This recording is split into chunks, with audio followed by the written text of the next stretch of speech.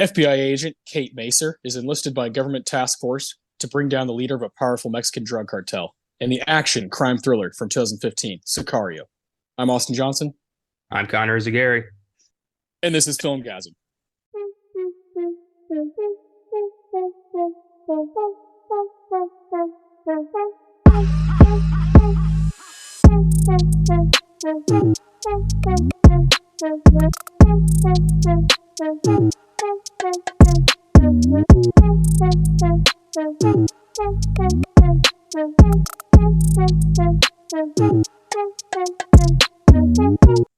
We are continuing our top 10 films of the 2010s project by discussing Adam's number 8 film, Sicario.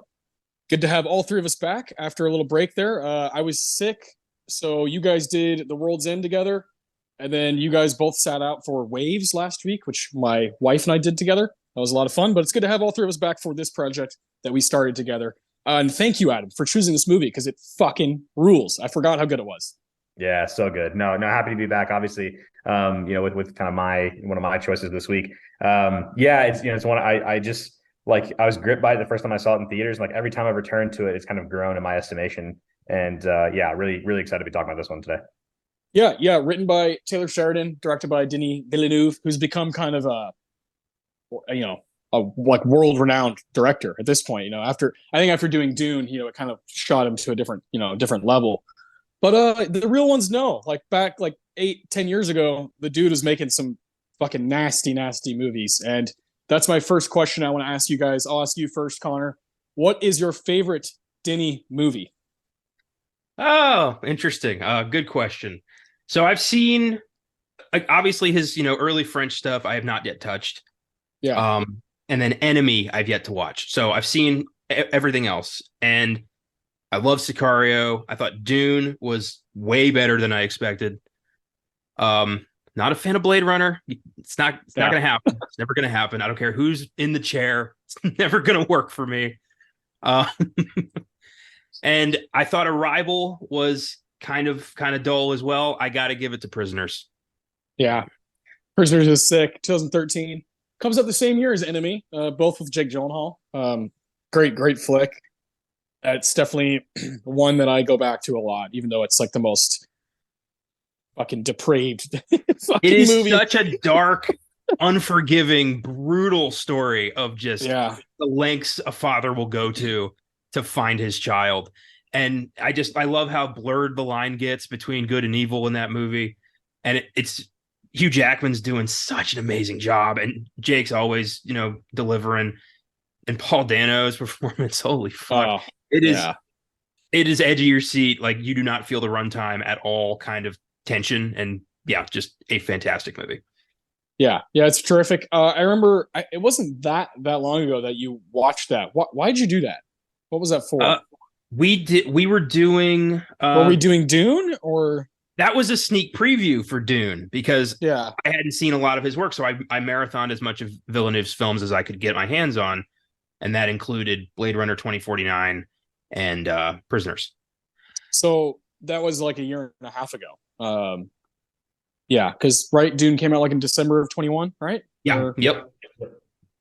And of course, it's gonna be the new one. Part 2 is gonna be coming out here fairly soon, later on in the year. Adam, what's your favorite? Is it Sicario? Is Sicario your favorite movie? Yeah, it is. Yeah. Well, I figured because if you chose it for the 2010s, like it's probably right. And I gave myself the one movie per director rule. He is one of the only guys that I came close to breaking that rule for, because Prisoners is right up there too. I love Arrival. I think Arrival. Me too. Another one that has grown on me the more I've watched it. Enemy is awesome. Enemy is the first one I saw. I saw Enemy and Prisoners like really close together. Prisoners was about to come out, and I watched Enemy.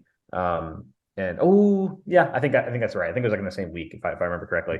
And then this obviously followed it. So it would be Sicario. It would be. Yeah, I think I'm in the same boat. After this watch, I was just like, man, I shame on me. Shame on me for forgetting just how brutal this movie is, how well acted it is. Roger Deakins behind the camera, and it just looks amazing. And the score by Johan Johansson is really good. It's an all-star. It's an all-star cast, like, outside of the cast itself, right? It's like with the the Deakins, Taylor Sheridan, and 100%. Denis Villeneuve, triumvirate there, Yeah. So Yeah, I mean, I love this guy. I think he's a superstar. He's to me like the most, I don't know, like what would be the word? Most successful director of the 2010s. Like I just feel like all those movies were really good. They made some money. It catapulted his career to now he's the guy who's doing Dune, and yeah, he's lights out. I have seen a couple of his older films, what they're that are in French, and you can see early on, 2008, 2009, 2010, you can see like what's about to happen. I think Prisoners is definitely where Enemy is still kind of under the radar, but Prisoners is where he kind of rocked American audiences. Yeah, and of course, if you get Hugh Jackman, you get Terrence Howard and Paul Dano and Melissa Leo, all these different performers who are like incredible.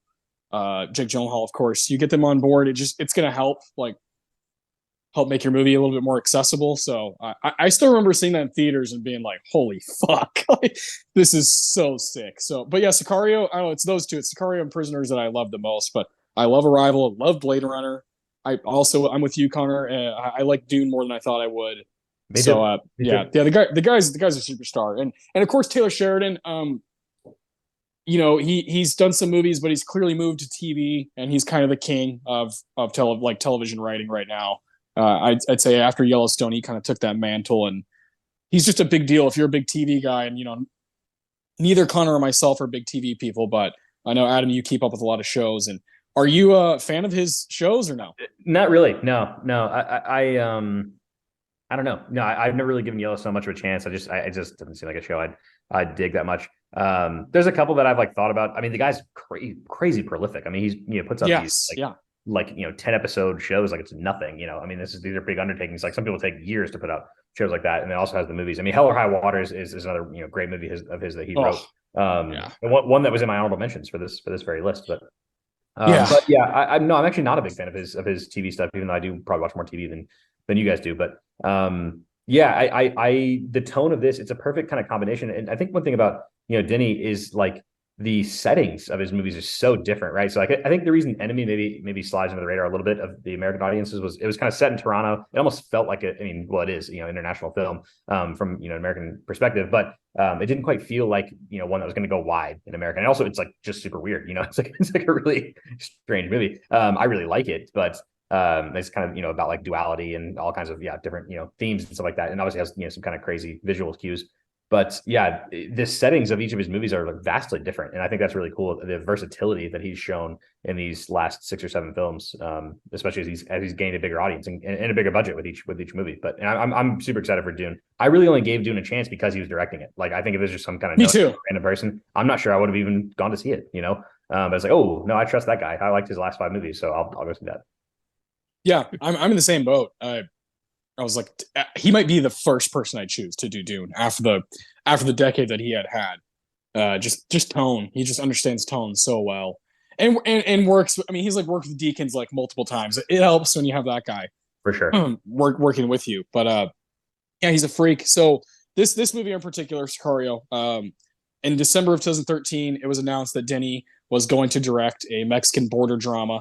So this comes off of the success of Prisoners and Enemy. And then it was announced that Sheridan was going to write a screenplay. It's his first official feature-length film screenplay from Sheridan, which is insane, right? So he does that, and it's known as kind of the first installment of the neo-Western trilogy, which would be a movie you just alluded to, Sicario, Hell or High Water, and Wind River. Those are all 3 written by Sheridan. And Wind River is fantastic. Yeah, all three really good movies. If you have it in you to watch all 3 in one day, go for it. I don't. they all have like their rough, kind of like edges around it. I love Hell or High Water. Adam, you and I saw that together in theaters, and that was cool because it's a very Texan movie, and we saw it in St. Louis, and like shortly after moving there, and we watched that movie, and you see post Texas, and you're like, oh my god, that's pretty sick. That's where our mom was from. So. I adore that movie. Connor, I know you're a big fan as well. Yeah, it's a badass modern Western. I love seeing Jeff Bridges as a Texas Ranger. Like, fuck yeah. Yeah. And yeah. I love the idea that it's like a modern day Robin Hood. They're trying to rob these banks to save their family's farm. The scene where they're like watching the guy like sign the paperwork. Like they're not letting anybody leave. Like they're watching him do it so that nobody gets screwed. I love that. It's Hell or High Water was fucking awesome. Wind River fucking hurt. That is one of the most emotionally devastating films I've ever seen. And fantastic, but Jesus Christ. Yeah. And that my favorite thing about Wind River is you have Scarlet Witch and Hawkeye doing what I want them to be doing all the time, like doing the super intense dramas. They're both really fucking good in it. That to me was kind of, because that movie came out, I believe, in 2017. So you have Sicario. They're all like right next to each other. Sicario 2015, Hell or High Water 2016, and then Wind River 2017. And you can feel him, like you can see Yellowstone. Like I've only watched a few episodes of Yellowstone, but you can like see it in those movies, especially Wind River, and kind of where he's going. But like you said, Adam, he's like the most prolific. I don't know how he does it, where he finds the time, where he finds the inspiration. He just does this shit, and he's not that old, so he'll be doing this for a long time. Oh yeah, I first saw him like as an actor in Sons of Anarchy.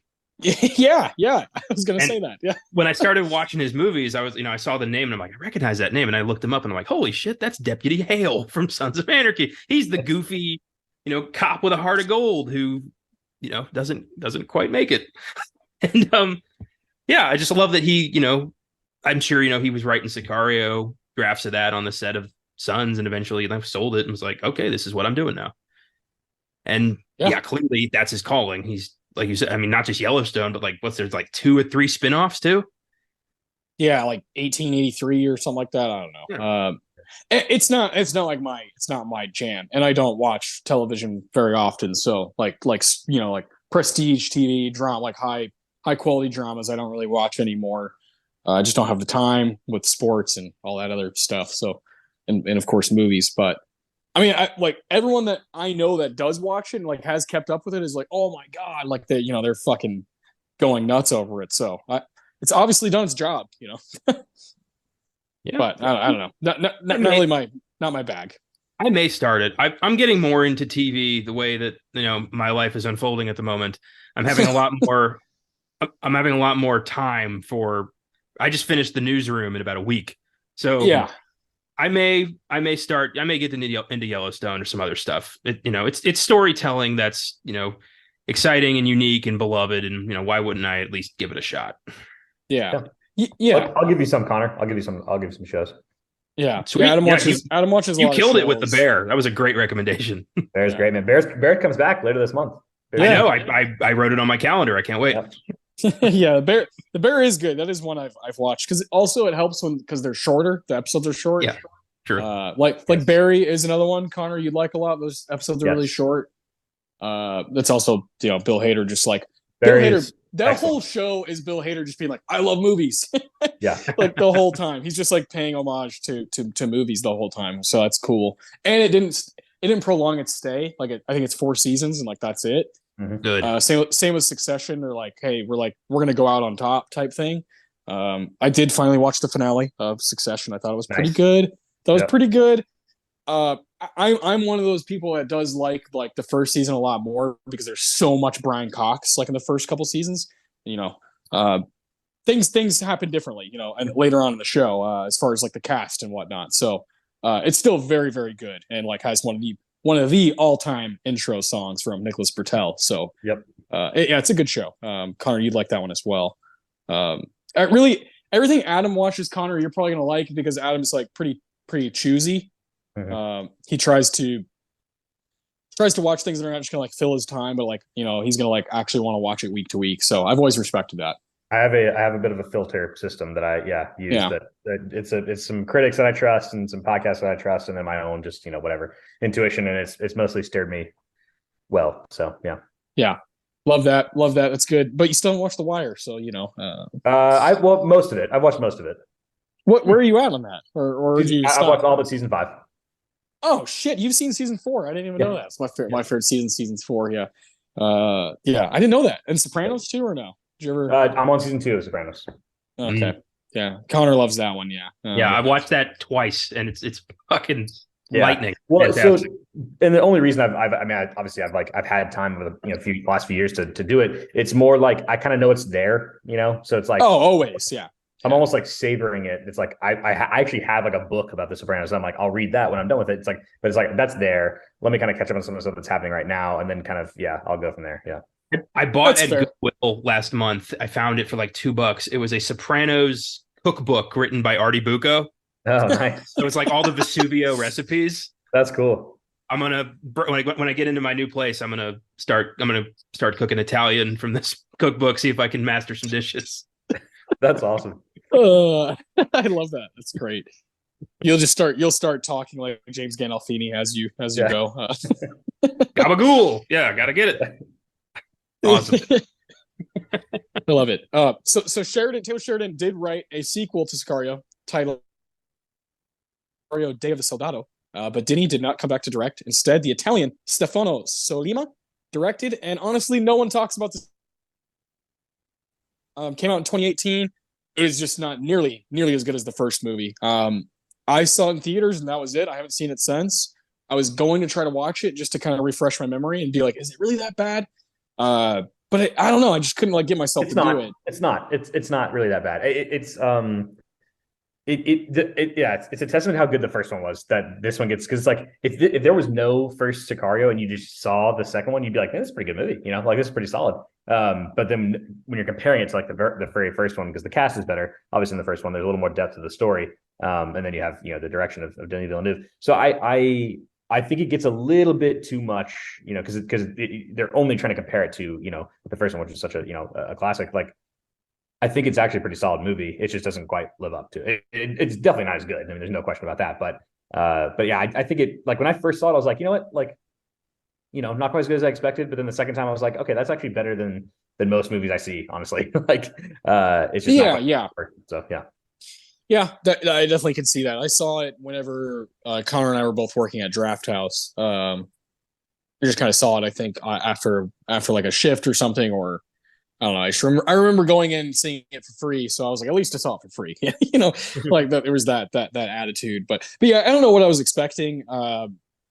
If it's not Denny coming back and Emily Blunt's not there, just kind of like it's gonna be different. So I do. It's on Hulu. I do want to give it another chance. So I might do that this upcoming week, just to kind of like clear my conscience, just to make sure. But Sicario, the first one from 2015. A little bit of Oscar stuff that I want to discuss. Before I'll say real quick, this movie was pretty successful. $85 million at the box office on a budget of $30 million. Pretty fucking good. 7.6 on IMDb, 92% on Rotten Tomatoes, 3.9 on Letterboxd. I cannot believe this happened, but I kid you not. We're recording this on what, June 3rd? Yeah, it's the night of June 3rd. This episode is coming out later on, but it literally left Peacock on May 31st, on June 1st, like at midnight or something, because I kept looking at Letterboxd. I was like, okay, cool. Like, we won't run into an issue. We'll all have access to it because I know Connor has it in Vudu. Adam and I can watch it on our own Peacock, subscriptions or whatever. So like, it won't be a problem. But then it became a problem when I was like, fuck, it's not on Peacock anymore. And the only way all three of us could watch it, and I know, Adam, you own it, but you have it in storage. I don't own it, but Connor has it in Vudu. But you can only watch on Vudu the same movie. Only one person can be watching at the same time. So I was like, fuck, we all have to watch it. So I texted Connor. Connor's like, I just started it. And I was like, shit. So I was like, okay, let me know when you finish it. I'll watch it. And like, as I was about to start it, Adam goes, hey, have you watched Sicario yet? And I was like, no, I'm literally about to watch it. He was like, fuck. So he had to watch it after us, like the next, later on the next day. So like your Vudu saw more action from Sicario than it's seen from any movie. Well, and so the Peacock thing really frustrated me. So I had about 30 minutes kind of free before I went to sleep the other night, and I was like, okay, I'm gonna watch the first 30 minutes, and I'm gonna stop it before that. Well, the scene we'll talk about later. I think is is so great. And I was like, let me stop it there, and I'll watch the rest tomorrow. Like when I a little bit more alert, I'll finish it up tomorrow. I've seen it so many times, like I feel comfortable doing that. I get on Peacock the next day, and it's gone, and I was like, what? Like literally, like so on May 31st, I'd watched the first 30 minutes, and then on Peacock the next day, I was like, what the heck happened to it? So that's when I texted Austin. I kind of realized like man, are you gonna watch this thing? And he was just like, he's like, well, I'm waiting for Colton to finish, and then I'm gonna watch it. And I was like, well, I'm not staying up till 4 a.m. to watch this. I'll just watch it tomorrow. So I watched it this afternoon. So yeah, but again, I'd seen it so many times. I'm like, it's cool if I don't see it, but I like to watch them right before we record because it's same. Yeah. I shoot for the night before if I can, or a couple nights before. And always, there's never been a week we've done a movie or any episode ever in the past 4.5 years where I haven't watched the movie that we're going to talk about, just because like it doesn't feel right, especially if you're going to give awards out to it. Like you need that watch. Like it's so crucial, and it's what made me having to choose awards for Sicario is what made me. I raised this motherfucker up to 5 stars. I did too. I was like, this movie's so good. Like I was. Yeah. I don't say this a lot, and I don't actually like mean it a lot. But I was on the edge of my bed a lot of it because I was watching in my room with the lights off, and it was like pouring outside last night. And I was on the edge of my bed almost the entire thing, because the very beginning of the film like just not let you. Mm-mm. It does not let you get comfortable at all. It doesn't punches you in. Yeah, it doesn't. No, but like punches you in the throat. So that just hasn't happened in a while. Where I was just like, it was so gripping, and it just doesn't let up. And what you're talking about 20 minutes in, from there on out, I mean, it's an out and out like thrill ride the whole time. So super stoked to talk about those moments. But there are 3 Oscar nominations I want to talk about with you guys because not that long ago, like 3 weeks ago, we talked about Inside Out from 2015. Sicario is also from 2015. That was Adam's number 9 was Inside Out. Adam's number 8, Sicario, both from 2015. Both competed at the same Oscars. This time, three nominations, no wins. The first one I want to talk about real quick is Best Sound Editing, which Mad Max won, which is a movie you guys are familiar with. It beat The Martian, The Revenant, Sicario, and Star Wars The Force Awakens. So I know where my vote's going, but Connor, I'll start with you first. What would you choose out of these? I know you've seen them all. Best sound editing. I think probably Mad Max. I think that movie earned pretty much every technical award it got at that ceremony. It's hard to argue with the construction of that film. Yeah, it's fucking lights out. So yeah, that's where my vote is too. Adam, same? Yeah, same. Yeah, no, it's got to be Mad Max. Yeah. I guess I'd have Sicario second. I don't really know. I don't really think there's like a second place here. I think it's kind of pretty clear. It was very clear with, I think Mad Max won 6 awards at that ceremony. It was kind of like, it was very clear that I was going to win those 6 throughout. Let's see. The next one I want to do is Best Original Score. This is quite a group. We have Ennio Morricone with his first win ever for The Hateful Eight. He beat Thomas Newman, Bridge of Spies, Carter Burwell for Carol, Johan Johansson for Sicario, and John Williams for Star Wars The Force Awakens. I mean, good God. Those are some like heavy hitters. So I think this is really hard, but I'd probably stick with Ennio for this one, for myself anyway. I do love the score to The Hateful Eight. It is very, mysterious and cool, but it is a fucking crime that Morricone didn't win until he was like in his 90s. Yeah, until that. Yeah. Unbelievable. But Johan Johansson's score for Sicario is so understated and just so subtle. It feels like just almost like just vibrations at times, not even music. It's just a palpable tension. Like a pulse. A pulse. It's skillfully done. So I don't know, maybe he had a shot for sure. Yeah. I think what holds me back from Johan winning is it does feel like he's doing his, this is not really a shot at him at all. It feels like he's doing his best impersonation of Hans Zimmer. Whereas Ennio, it's so clear that this is like, that's that guy's sound. Same with John Williams, he's the Star Wars guy. Carter Burwell very much translates like some of the like subtle stuff he does in Coen Brothers movies to Carol very well. And Thomas fucking Newman. So you can't go wrong with just like a great movie score from him. So, but Johan, I mean, it's not a poke at him. It's a very brooding, dark, very tone setting type score. And I love it. So I'm excited to give awards out to it, but I got to stick with Ennio, 100-year-old Ennio Morricone. Yeah, I didn't think about that, but yeah, there is a bit of a, the movie trailer. I didn't. Yeah. Yeah. Adam, do you have any thoughts on that? Read off the other three real quick. Thomas Newman for Bridge of Spies, Carter Burwell for Carol, underrated movie, Yeah, and John Williams for Star Wars. Yeah, I mean, John Williams almost feels like it's like, well, I mean, Yeah. the Star Wars thing. It's like, of course, it's great, it's phenomenal. Yeah, it's like kind of like, yeah, it's like an all-time classic, thing. I don't remember the score of Bridge of Spies like at all. Like, I can't even I have no recollection of it. So that to me shows that it certainly shouldn't have won. So well, no, I've got no problem. I've got no problem with how that shook out. Yeah, Thomas Newman. That's part of the thing I like about him is he. How do I say this? He like does his job so well that it fits into the movie, and you don't really think about it too much. But then you look at his filmography and you're like, holy fuck! I didn't realize how many classics that he's contributed to, I guess. And I didn't realize that till I was older, where I was like, oh, this Thomas Newman guy has been a part of my life since I was fucking 8 years old, And I didn't really realize it, but sometimes it almost slips out of his grasp, if that makes sense. I know, Connor, you're the biggest fan here of Newman, so does that make any sense?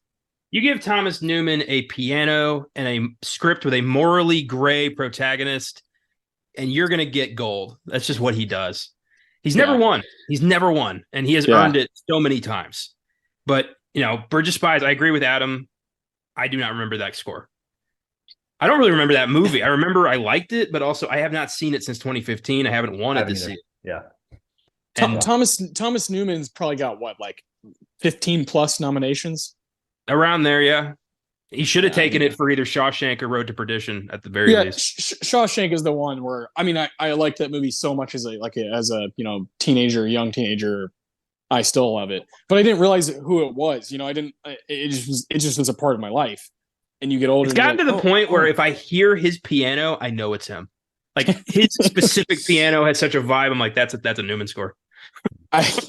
He also has one of my favorite all-time IMDb pictures. Just looks like a sly little dude, but and can do the Shawshank thing. Can also do Skyfall. You know what I mean? The dude's a superstar. So it's a loaded category, but yeah, ultimately, we all kind of agree. It's Ennio, and then second place, Johansson's right there. Last one, my favorite. This is one of my favorite categories ever. Is best cinematography. Emmanuel Lubezki won for The Revenant. It was his third win in a row for Gravity, Birdman, and The Revenant. 13, 14, 15. Pretty crazy. He's the only cinematographer to ever do that, and I mean, the guy's he just shows off. He's so fucking good. I love that guy. But he beat Edward Lockman for Carol, Robert Richardson for The Hateful Eight, John Seale for Mad Max Fury Road, and Roger Deakins for Sicario. Good God. Awesome group. If I was Lubezki and I'd already won twice in a row, for my third, I would have just reused one of my speeches and seen if anybody noticed. Would you go back? Go back to the first one or the second one? Would you? Yeah, what's the? Yeah, try to throw people off the scent by going back to the first one, 2 years later. Combine them. Yeah. I hope it slipped. Working on Birdman was the greatest achievement of my life. Oh shit! You say the wrong producers. Yeah, wrong agent. See, he could. Well, see, he could combine the Birdman and Revenant, speech, because he could be like, "Oh, it was great working with Alejandro on this movie." Yeah. Because it's the same director, and then you could slip in Michael Keaton fucking rules, and what a nice guy. Tom Hardy's a dick. But with that being said, I mean, I don't know about you guys. I think these movies all look fucking sick, and I love Deakins to death. But The Revenant, the best thing about it is the way it's shot. I can hear people out on why they don't love the movie itself or love, the writing or the ins and outs of it. But the way it looks is I still remember seeing it in theaters and being like, man, just whoever's behind the camera just has total control of what's going on. And that's what the category's for. It's not best movie, it's best cinematography. What movie looks the best? What movie was shot the best? And I still have to give it to The Revenant. I'm with you. The Revenant looks amazing. It is a visual spectacle. I love the two things that are going to get me when it comes to cinematography are uninterrupted takes and natural lighting. And this movie has both.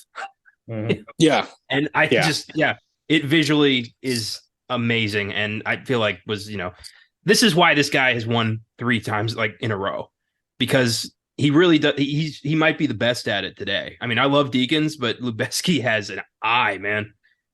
Yeah.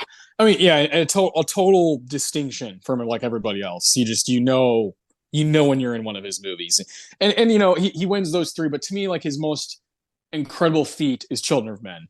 That movie is fucking crazy. I don't know how they made it to this day. 2006. It has aged like fine wine. I love that movie to death. I don't know how he shot that movie. I don't understand it. And those are the ones where you kind of have to give it to him. But yeah, no, Deakins is no fucking slouch, right? Sicario looks sick and has like some of the things that I think all of us love. Like there's one shot before like a very famous scene towards the end of the movie where the soldiers are like walking into the sunset, and you're like, oh my god! I mean, yeah. All in good time. All in good time. Yeah, just Jesus Christ. I don't know. I don't know. That guy's also just got such an eye and such a control, and combined with Danny, it's a cool duo. Yeah, pretty amazing. I think Deakins, like, wasn't Blade Runner his first win ever? Yeah. So yeah, Blade Runner is his first win, and then a few years earlier was Ennio Morricone's first win for score. It's like, what are we doing? Why do we wait till these guys are almost done to honor them? I always get so scared of that happening to people. I thought it was going to happen to Leo for the longest time. Then he won for The Revenant, and I was like, please, like, let's just give him something, before he's like past his prime. You know what I mean? Yeah. No. Oh. It happens to the best of them. I'd say screw the pooch a little bit on Al Pacino as well. See, I thought that till I actually watched Scent of a Woman, and I'm like, fuck, yeah, all right, maybe. I like Scent of a Woman. I mean, do I think he should have beat Denzel from Malcolm X? No fucking way, no way. But he is really good in it. It is a good movie, Scent of a Woman. It's just like, look at the 70s. Like, how is there not once? Scent of a Woman should have been his second Oscar if they were going to give to him. Yeah. Second or third, right? Yeah. Yeah. Whereas they do like De Niro and Nicholson, even Daniel Day-Lewis, like he won in 1989. They like didn't miss the mark. Like they're like, all right, let's honor this guy while we can, and then later on they get to tack on more. But yeah, I love doing this little Oscar talk. I know you guys, obviously I know Connor, you care, and Adam, you have been when you're Blaine and Julie Johnson's son, you just kind of like the Oscars were just on when we were growing up, and yep. Whether we had seen the movies or not, you just kind of like had an idea of what was going on. And I still remember watching some of these ceremonies at home, and them rooting for the one movie that they saw, or like the one performance that they were like, oh, fucking Streep, she's gonna win. It's like, no, she's already been up 45 times. Like, let's give it to somebody else. I do remember those moments fondly. As do I. Yeah, good stuff. So like I said, this isn't streaming anywhere. But Sicario is, I don't know if I'd use, what word would you guys use? Accessible? Like, it's still a movie that I feel like most people around their 20s and 30s have seen, right? Yeah, I would think so. This felt like a word of mouth movie when it came out. Like, I remember feeling the same way about this as I felt about John Wick. Like, I had heard about it. I'd heard relatively good things. I was bored. I went and saw it with not a lot of expectations, and it blew me the fuck away. Yeah. So I'm sure people have seen it. I'm sure, it'll get, you said Soldado is streaming somewhere, right? On Hulu. Yeah. But the first one isn't. That's always so fucking weird. Like, don't you buy the set as a studio? Like, no. Yeah. I don't understand that. There's got to be something. Were they both Lionsgate, or was I know Sicario was, but was Soldado Lionsgate? Maybe it wasn't. Maybe that's part of the reason. Yeah. Full confession, I do own this on Blu-ray. But I was at my family's place, and I didn't know when I have a movie on Vudu, I stop looking for it because I have it. So I didn't know it was inaccessible. I would have totally just brought my Blu-ray with me if I'd known you guys weren't able to access it until I was done with it. I felt bad about that. Well, we didn't know either. We were able to access it on Wednesday, so yeah. Not today. Also, I also have it on Peacock. Blu-ray, but it's in a box in storage. So Yeah, and shame on me. I just should own this movie. I own most of Denny's movies. I should own this one. So when you compare it to some of the other movies you do own, it's like, no, this one should be in the. Oh my god, yeah. I mean, yeah. I still don't own a lot of like my favorite movies of all time. I don't know. Just Well, it's all about price, right? It's like, Yes. oh, Totally here's get it. a movie I've never seen, but it's on Criterion for $5. Like I'm gonna take it over Yeah. Sicario for $12 on Blu-ray. Like I'm like, I'm just I'm I just a got man of I got Sicario for $5 at Target. yeah. Nice. Well, fuck you. Yeah, no, it is. I mean, yeah, when a movie's 8 years old and is not, it's Blu-rays are now like $5 to $10. Like that's just how it is. So if you find it in a store, but man, Target's movie section is just dwindling and dwindling Yeah, and I don't even dwindling. bother anymore. It's always the same. They never rotate the stock anymore. Like it's a joke. Oh yeah. I still, if you do go to Walmart, I know, I don't know if you guys ever go there, but they still have those big bins where you buy like Yeah. 3 for 10. Mm-hmm. I love that. You find like 3 random movies, like 2 of them suck, but you still like them, and then They one carry gem. they carry the newly released Shutter movies for some reason. I don't know how that deal was put in place, but you Huh. can get Shutter new releases. I mean, on DVD, but still, they're there. I'm not against DVDs. I actually I still have a ton of DVDs. I'm I'll buy not. used DVDs, but I won't buy new DVDs. Oh, that's fair. That's fair. Like at half price, I buy DVDs all the time. Yeah. Yeah. I like that you have a line, Connor. Well, it's like if I'm going to buy a I- movie full price, I want the best possible Right. quality, No, it and it's totally not makes going to be sense. DVD. But if I find it Well, used at a Goodwill for $2, I don't give a shit. Yeah. every man has a code. Yeah. That's mine. Yeah. Hey, the tagline of this movie, let me find it. I just looked at it. Is the border is just another line to cross. That sounds like some Steven Seagal shit. Like that does not sound like something that should be on a movie of this caliber. Yeah, that sounds very cheesy. Yeah. Yeah. Well, here's the thing. I think Taylor Sheridan, if he doesn't have someone like working with him, and obviously on TV, there's like a whole room of people who are like working on Yellowstone. And Kevin Costner, let's be honest, Kevin Costner has last say in everything that happens. He's like, oh, no, I want to hang out on my own ranch that weekend, so we're not going to do this. But if Sheridan, like a lot of Sheridan's stuff could come across as kind of like douchey, if that makes sense. Yes. And especially at the beginning of Sicario, I remember when I saw it in theaters, I was like, I'm not a big fan of title cards, like where it's like, you know what Sicario means? It means hitman in Spanish. Yeah. Just kind of like, I don't know. I mean, like a lot of his work, a lot of Taylor Sheridan's work, it does feel like the first draft could be a Chuck Norris movie. But then it goes through the process and it turns into something with value. Yeah. Exactly. That's definitely where like my mind was moving. I've always felt that way about Sheridan. Without the right people with him, I think a lot of his stuff could just take a dark turn. Every artist should avoid yes men as much as possible. You need someone to tell you that your idea is bullshit and needs to be rethought. Yeah, or needs a complete You need to have someone has to be honest with you, or you're never going to grow as an artist. Yeah. I love a good duo. I love my auteurs, the people who can write and direct, but I do love a good combination of two people, like a great screenwriter who knows how to write dialogue and characters, and a guy who has a vision, like Denny, and he's like, hey, after that title card, let me take over, buddy. Like this movie's mine now. And you can tell, him and Deakins and Johansson take over like that. So without further ado, let's talk about some of the stuff we love from this movie, do some awards. So I'd like to take just a slight break and then dig into these. You guys know the drill, so we'll be right back.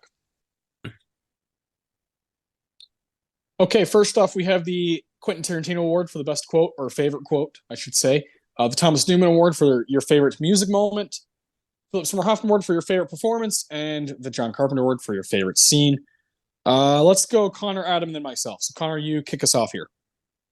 Okay. So for the Tarantino, I had one written down that was goofy, that was like, that was funny. Or kind of funny and scary, depending on how you're viewing the situation. But then there was a line at the end of the movie that I'm like, I gotta write that down. It's the last line of the film from Alejandro. After everything, all this shit's gone down, Emily Blunt is like, threatening to talk, and Alejandro's like, you don't want to do that. And just like convinces her to stop. And he says, you should move to a small town where the rule of law still exists. You will not survive here. You are not a wolf. And this is the land of wolves now. Like, fuck, man. That is some tense shit. Yeah. Like, just the cartel rules all. And the sooner you accept that, the easier this is going to be. Like, wow. Yeah, Bleak. God, Bleak. Yeah. But then, and my favorite part of that is he's taking apart the gun, and then she puts it back together and points it at him, and I'm like, oh shit! But he knows she's not gonna shoot me. Yeah, no way. Hell he no. can take care of this in a second. He doesn't have to. He knows that this is an empty threat. Yeah. God, it's such a good scene. Yeah. Emily Blunt and Benicio del Toro, when they're together, this movie is electric. Oh God, yeah. This was, after watching the Wolfman and Guardians of the Galaxy and shit, I was like, finally, Benicio get the fucking act again. Yeah. So nice to see him try. He's like one of the guys who is clearly this is clearly his job. This is clearly a way he makes his money, pays his bills. But every now and again, every few years, he gets to really, really hone in, and it is glorious. I'm trying to think of some of my favorite, like Usual Suspects. He gets to kind of do both. He's like acting, but also gets to be silly, like you fucking cocksucker. But like Traffic in 2000s from Soderbergh, like he really gets to be Benicio del Toro in that. Of course, this is probably one of my very favorite performances of his. I love him in Snatch. It's a similar character to Usual Suspect. I love when he's talking fast. I don't know why fast talking Benicio is so fucking funny to me. Yeah, he's excellent. Every time he pops up, it's a good thing.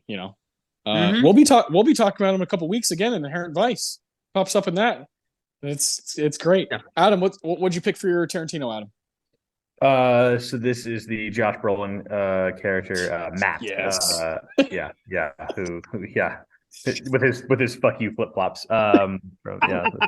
You pretentious douchebag. Nice. I love that. Okay, so he has a line. It's relatively late in the movie, but he's talking to Emily Blunt's character and says, Medellin refers to a time when one group controlled every aspect of the drug trade, providing a measure of order that we would control. And until somebody finds a way to convince 20% of the population to stop snorting and smoking that shit, order is the best we can hope for. And what you saw up there was Alejandro working toward returning that order. And another just very bleak thing, but also just like this kind of like pragmatic way of just like, hey, look, like we're not solving this with these like little like busts and stuff like that. It's like this goes so far. This is so pervasive in the culture that this is the only way we can even like have any semblance of control. If we essentially partner with crime lords to like try to stop other crime lords, that's really what he's saying there. Which is very bleak, but like, again, I don't know like how accurate this is real life, but I'm sure there's a degree of realism to this, and how some of the business is done at the kind of higher ends of some of these agencies that these people work for. Yeah. Well, it is like it's a world that, is gonna live with or without, law intervention. And it is so powerful. So many nations, like economies, are dependent on this trade. It's fucked up, but it's a business. And it's one of the most profitable businesses on the planet. And, people start fucking with that. You need to remind the other people who's in charge. And this is this is how they do it. I think this movie's scarily accurate, probably. Yeah. It feels like super fictional, but also nonfiction. Just it's obviously got some exaggerated stuff, but you can tell there's source material somewhere that kind of pointed them towards this kind of a story, and Benicio just takes it and fucking runs with it. It's so good. I remember the first time I saw it, and I don't know, at that time, let's see, I was 20. I remember thinking kind of like, like, is that guy bad? It's like I can't tell, and then you start putting stuff together, and you're like, okay, Josh Brolin's character is being very vague about stuff, and Fallujah is the one who's like, fucking tell me what's going on, like stop keeping us in the dark, and you start putting it together, but you're not quite ready for that twist, like that extreme of a twist the first time you see it, of just, oh, this guy literally works for the competition, like he literally is one of the head honchos in Colombia taking down Mexico. That's it. It's that simple.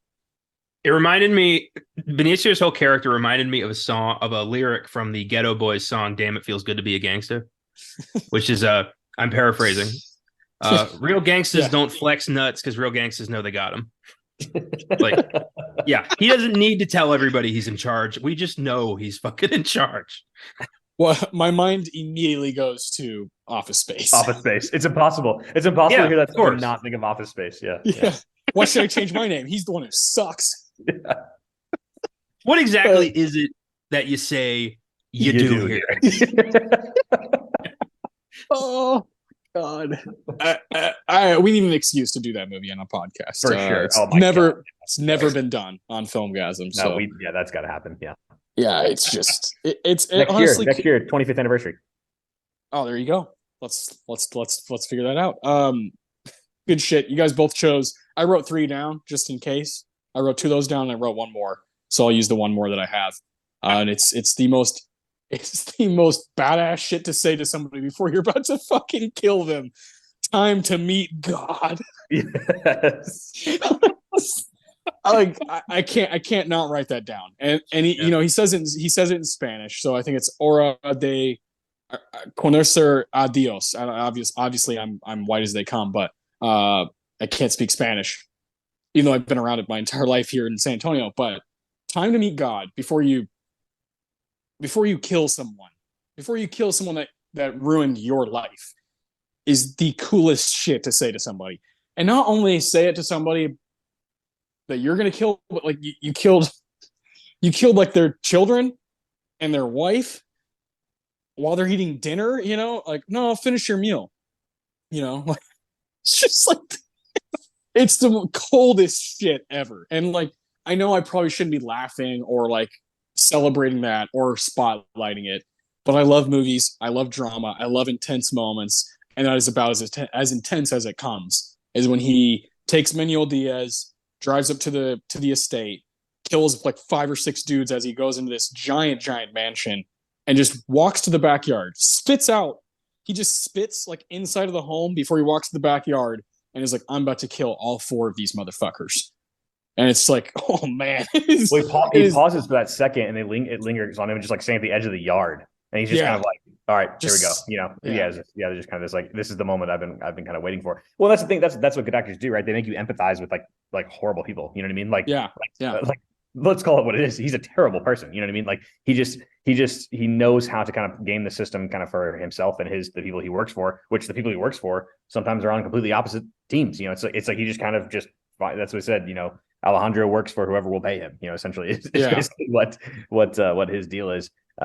He's an absolutely menacing character. I mean, he just is just his eyes, like even the haircut was just like, because Benicio's done multiple haircuts, right? He can pull off the long hair, he can do like the buzz cut, but when he had this kind of like spiked up, and when he's just holding the pistol with the silencer on it, you're like, dude, that's so sick. Well, and he's just so experienced too. I mean, multiple scenes, you can tell he's starting to pick out like, okay, no, that one's fine. Okay, this is the card to worry about here. You know what I mean? He's just like, he has such a keen eye of like, how exactly do we navigate this whole world? It's really impressive. Yeah. So I kind of knew I was going to choose that because "Time to Meet God," it's just like one of the coolest like phrases. But I also, another phrase from him that I think is like delivered beautifully is a scene I won't totally discuss. But when he looks at Emily Blunt and says, "Welcome to Juarez," you're like, oh man. Oh man, that guy's been through some stuff. So I love those 2 kind of just like little phrases that he has. But good shit. Thomas Newman Award, best favorite music moment. Connor, what'd you pick? It was a scene you alluded to earlier, Arizona Sunrise. The soldiers walking towards the tunnel, just very tense pre-battle music. You don't know who's coming back from this. You don't know what to expect on the other side of that tunnel. And you just feel like, only Brolin and Del Toro know the full mission here, and it's going to get people killed. And it's just a great, calm before the storm moment, and coupled with some gorgeous cinematography.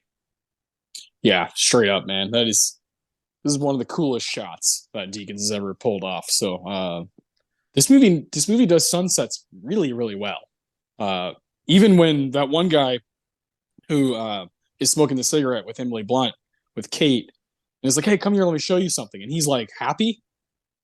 And they climb up that ladder, and you just see boom, boom, boom, boom. Like, he's like, "You like fireworks?" Like, Jesus. Like, and the way the sun, you're like, because it's the perfect kind of like, here's hell.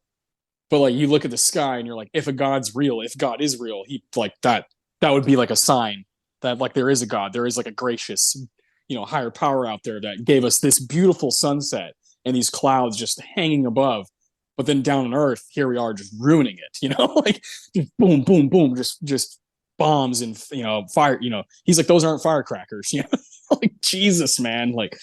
Yeah, no, you're right. Yeah, him being almost like excited by it because like these are dudes who like kind of they get turned on by like war, right? Right. It's like these type of military personnel are the guys who are like, chaos. No, action. I want action. Yeah, like I mean, the Jeffrey Donovan character says it at one point. He's like, I think I'm getting a boner. Like when he like thinks that, like Jeffrey Donovan lights out. Oh man, Austin, if we had a Dion Waiters award, that I mean, it's no question about it. Yeah, it's like that. Yeah, the Jeffrey Donovan. Yeah, he's so good. But no, I think that scene is really key. And there's the first time I ever drove to LA from San Antonio. So you just take I-10 west, you just go straight. It goes straight to LA.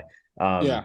I was with some friends of mine right after I graduated high school, and there is this point where you're driving in El Paso right along the border, and it's like literally to your left is Mexico, to your right is the U.S. Like it's wild, like how like narrow that gets at one point. And I just remember one of the guys that I was with, which this is a very American viewpoint that we're standing with, but there is obviously a reason why so many people are trying to leave Juarez to get to El Paso, to get to America, to get to Arizona, whatever it may be, is because it's not great, right? There's other parts of Mexico that are absolutely gorgeous and beautiful people and beautiful, and there are people in Juarez who are beautiful people, but they've been it's been painted with a horrible brush because of largely of this drug trade, right? This is a horrible the crime that has come to that city and all that stuff. This is all true stuff.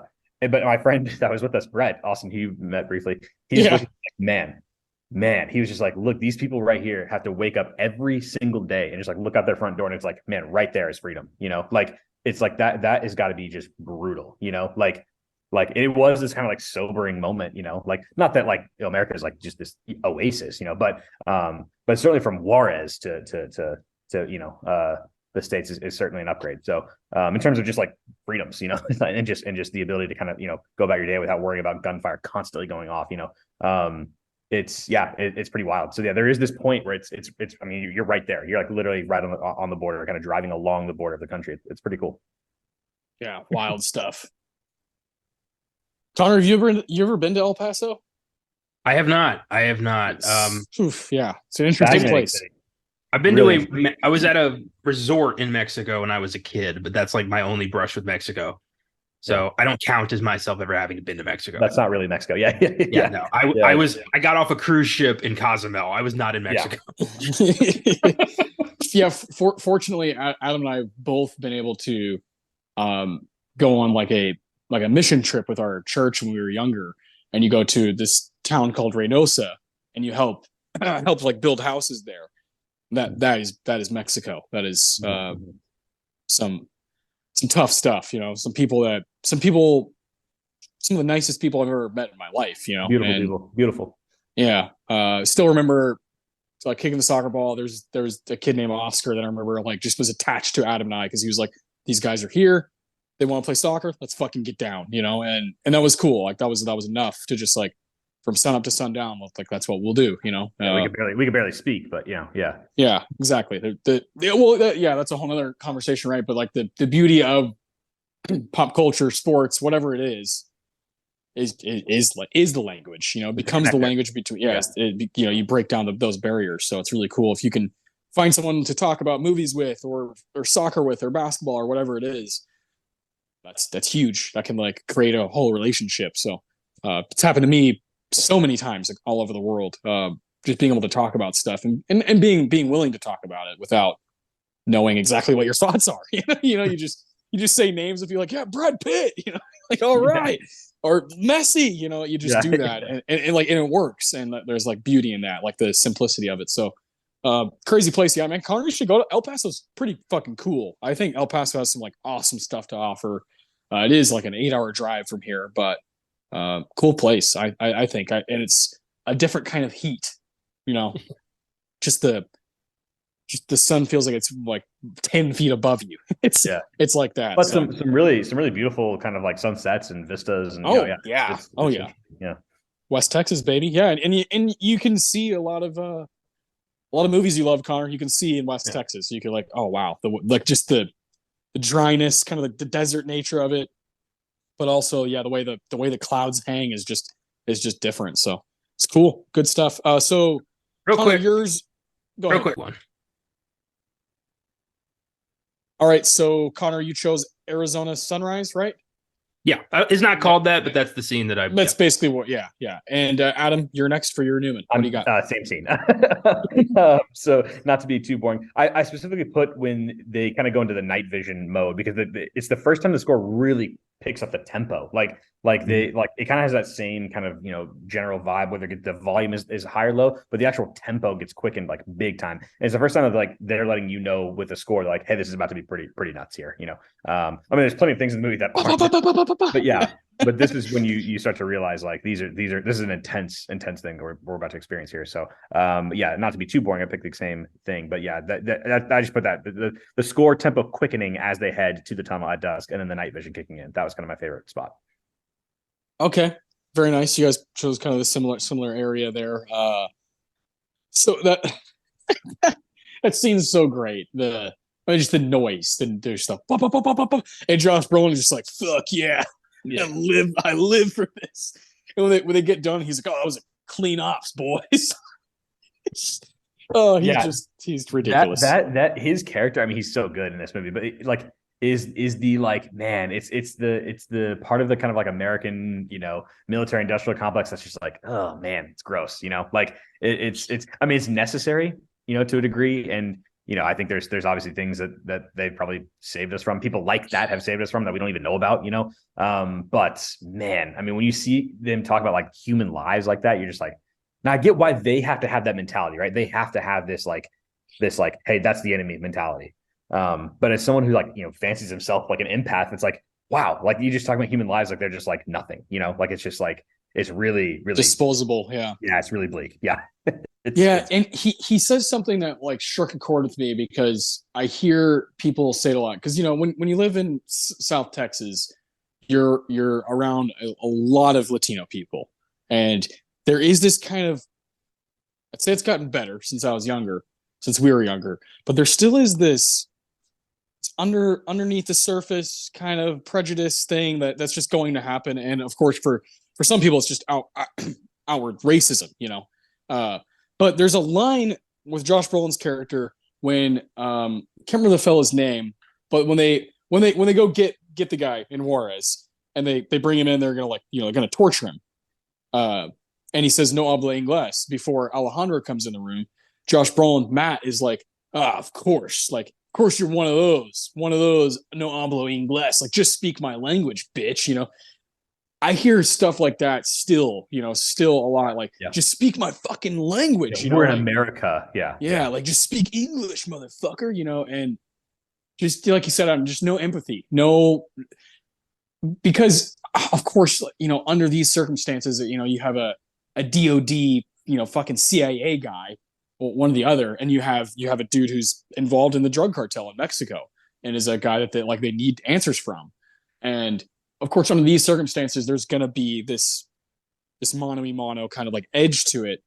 But I mean, in everyday stuff, if you're just in San Antonio and you come across someone who it happens to me every day, multiple times, where someone comes up and at HEB and says something like, just looks at me and says Espanol, and I'm like, unfortunately, no. And I try to go find someone else who does, or if I'm the only one there, I try to let's just figure it out. Like, is there any way, like, you can get on Google Translate, or we'll figure it out. Just to have empathy for the person, because I don't know where they're from. I don't know what they've been through. I don't know why they don't know English.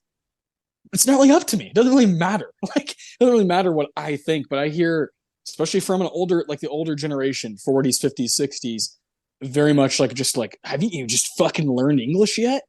And it reminded me of that, like this character of Matt, Josh Brolin, like plays it so well, where it kind of like made me think about some shit that just happens every day for us, right? You're just living in Texas. So I don't know if you guys kind of understand what I'm getting at, but it struck a chord, like made me pause the movie and just be like, fuck. It's one of those like slight things that's like, I don't know if that's ever going to get fixed. Well, I felt that also. I mean, a similar feeling at the scene when they are at the buses and when Daniel Kaluuya kind of they bring him back in, and it's all the kind of refugees and stuff like that, and it's just like, I mean, you can tell Josh Brolin is just like, yeah, I don't care about these people. And it's just like, can I get an answer? And it's like, man, there's so many people there. I mean, the guy makes that joke about like, what am I gonna do with an $8,000 check to Domino's? Like how am I gonna explain that to the, like to like my superiors and stuff like that? And it's like, I mean, man, you just see so many people like hurting, and you just want. I mean, obviously, look, it's impossible to accept every single person in the world. It's like that's not realistic. But it's like, wow. I mean, they just yeah, it's disposable. It's just like well, they just like fell prey to the system, and like like, oh well, it's like, wow, it's so hard to watch that, and just kind of like, yeah, you feel the enormity of the task of people who work in those fields, and I feel empathetic for that. Oh yeah. And then look, here's the reality: is like, if we did not have people like a Josh Brolin type character, it's like there are things that would happen that would be really bad. You know what I mean? Like, it's like this is the type of guy who is stopping some things from. Now the means that how he gets there are certainly questionable, but there are people like that in our government, our militaries, and militaries all around the world, that do stop some truly heinous things from happening. I have no doubt about that. I mean, we have people also we went to high school with that.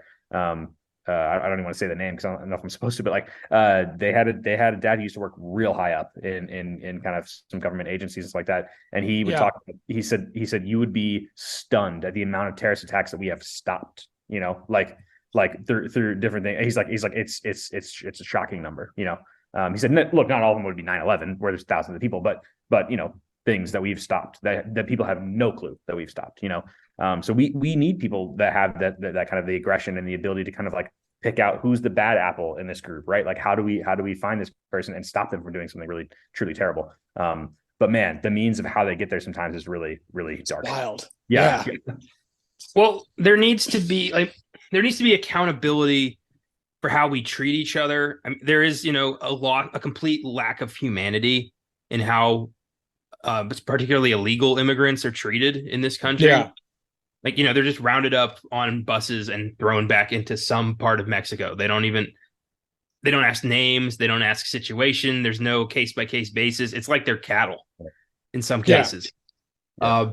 And my not to toot my own horn here, but my thesis actually goes into a lot of how Hispanic people are treated through the lens of the film industry, and talks about like, I kept looking for the yellow filter in Sicario, the traffic filter, where it's like Mexico looks weird and otherworldly because of the filter they use in the camera. And Sicario, I did feel like didn't have that, which is nice. Yeah. But yeah, it's a problem that is never addressed. Yeah, I hear you. I was definitely thinking about that. The yellow, the famous Breaking Bad yellow tint. Yeah. Now we're in cartel land, like now Don Eladio is just around the corner. But this movie very much treats it as here's a line that separates two countries. Over on this side, there's some evil motherfuckers. Over on this side, there's some evil motherfuckers. Even in Colombia, there's some evil motherfuckers. This movie's like just not. It's not forgiving at all. It's very much for the cartel. It's very much it's exploiting a bunch of different cultures. Yeah. Yeah. Well, the movie pretty much says that, like, for the cartel, there are no borders. Like, it's all their land. It doesn't matter what we say is ours. It's all theirs. Correct. Yeah. It's just, those are just lines. I don't care about it. Yeah. It's to make us feel safe, but in reality, it's all bullshit. Yep. Oh man. Yeah. Sicario. Yeah, if you're feeling down, don't watch this. No. Don't watch this movie. So you guys both chose, again, we're back to the Newman Award. I'll choose mine. So I wrote down two. I was listening to the score on Spotify earlier today.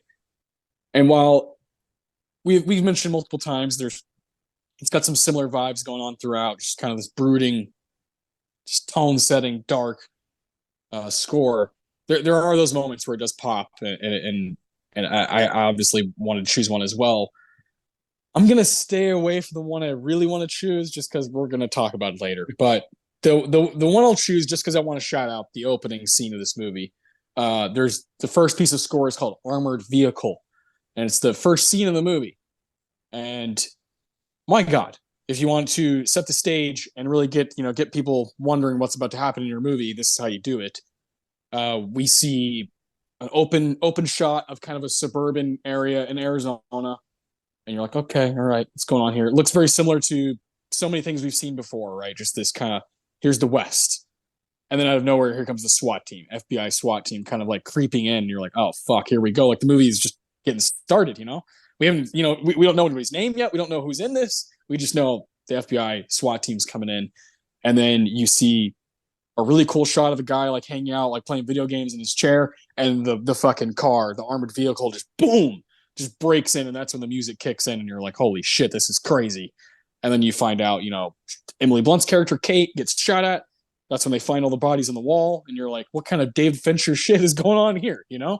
And the movie just opens. It just opens up completely from there on out. You very quickly you learn who Josh Brolin is, and or who he's pretending to be, right? And then Emily Blunt and Daniel Kaluuya are kind of brought into this thing. So it's a good first scene, and also that piece of score is pretty pulsating, pretty pounding. Whenever the vehicle goes through the wall, and you're just like, oh, this is gonna be a different kind of movie. So I've always loved that opening scene. I think is just really strong.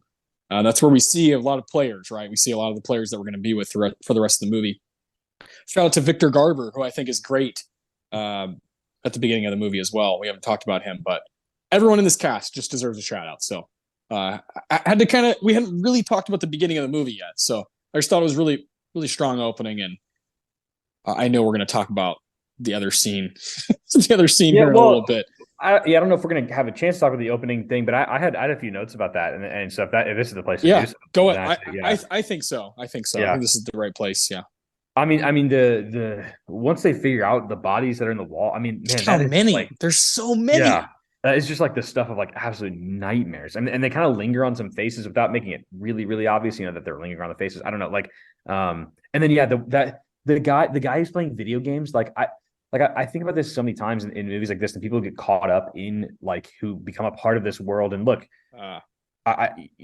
he's gotten to the point now where it's like he's so desensitized to the fact that there's just like rotting dead bodies all around. He's just like casually playing video games, and there's like it's like, man, I mean, that is just like, I can't imagine, like getting to the point in my life where I'm like, man, I need this money so bad, or I have no other options so bad that like I need to go work for this person that is doing these awful things, and then just like hiding bodies in walls. Like, it's just like, wow. I mean, it's just horrific.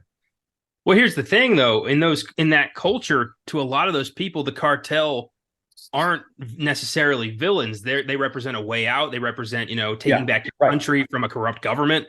So like there's a level of propaganda there that encourages young people to join up with a cartel because they see it as their only option.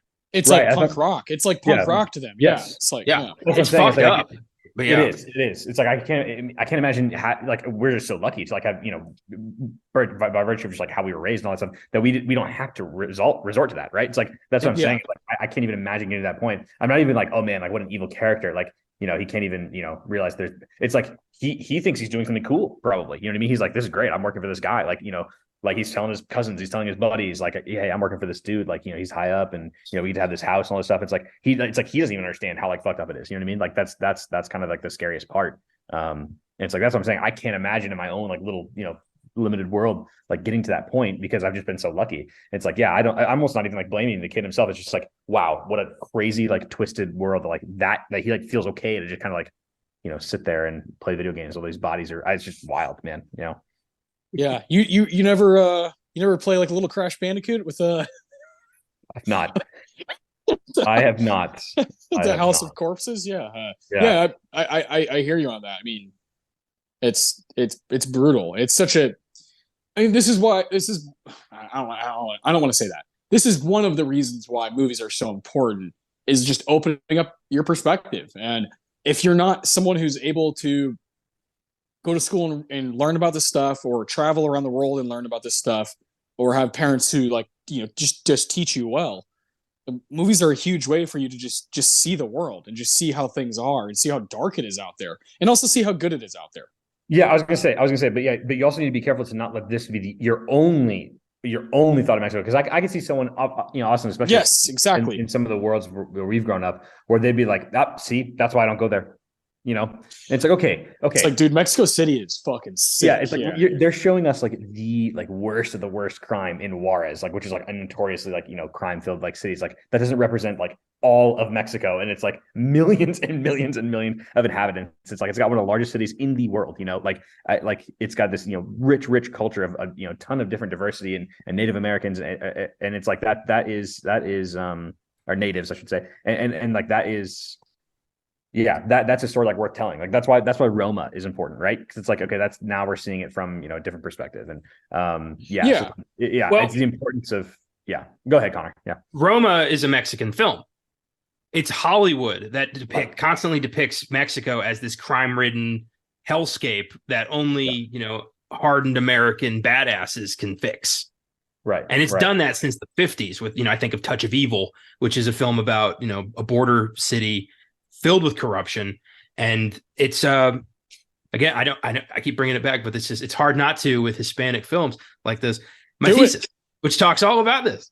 And I talk about the problem Hollywood has with depicting Hispanics in a realistic way because they're a minority that they can pigeonhole into roles like the criminal, the gangster, the bandito. It's a real problem. I hate that. I like accurate representation. And there are cartels in Mexico, but it's not just cartels in Mexico. Yes. And so that's the thing is like, this story is a contained story, right? It's 2 hours. Like they're not gonna be able to tell the breadth of like Mexican history. And what I mean? It's like, it's like, that's not the movie's fault, but it's like the industry as a whole has clearly not done, anywhere close to a good enough job for that. So I will ask you guys both this. Is there room in this movie? Because I made a note about the kind of C plot, the cop character that obviously we kind of, we meet later in the film, and there's the foreshadowing of like, oh, is dad like working or are you working? He's like, oh, not till tonight. And it's like, you kind of feel like, okay, he's going to pop up somewhere later and does.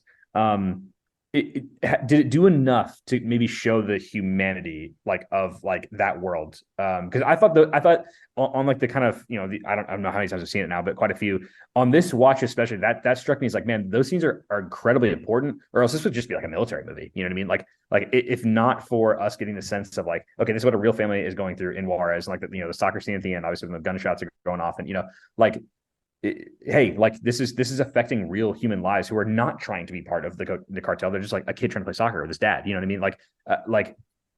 I did it do enough to kind of humanize like that world?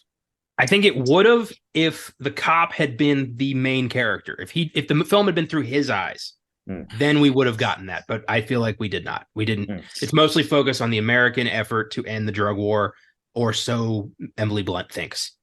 Yeah. And we get that all the time with films like this. Right. So I guess where this maybe gets credit and some maybe other movies might not is like, I leave this movie thinking these guys are not the good guys. Like they're not painting Josh Brolin as a hero. Now there's a reading, if you want to watch it that way, you could probably do that if you really want to. Like there's a very pro America, I stand for the flag guy. Like that could be like Josh Brolin is my hero. I don't think the movie is saying that though. No, I think if you're watching it closely, I think it's pretty clear these guys are villains too. Yeah, and ultimately you go back to who got on board and who's sitting in the director's chair. A French guy. Yeah, a French Canadian, right? And and he you look at his filmography time and time again is like, look how fucked up people are. Over and over and over. That's his thing. It's like, look how dark things can be or are. Whether it's Prisoners, or it's like a family drama, but he's like, look how fucked up. If you take something from somebody, look how fucked up Hugh Jackman gets. Look how fucked up Paul Dano gets. Melissa Leo, right? Enemy. Enemy is one of the most brutal. Look how important we think our perspective on ourselves is. Sicario, obviously. Arrival is like, Jesus, is just a complete mind fuck. And Blade Runner is like, look how bad it could get. It's very David Fincher. It's very just like, everybody sucks. Yes, everybody's fucked. Like, we are fucked. Humanity is there. Like, there's nothing left. So I walk away from this movie thinking he understands that. Taylor Sheridan understands that. The actors on board understand that.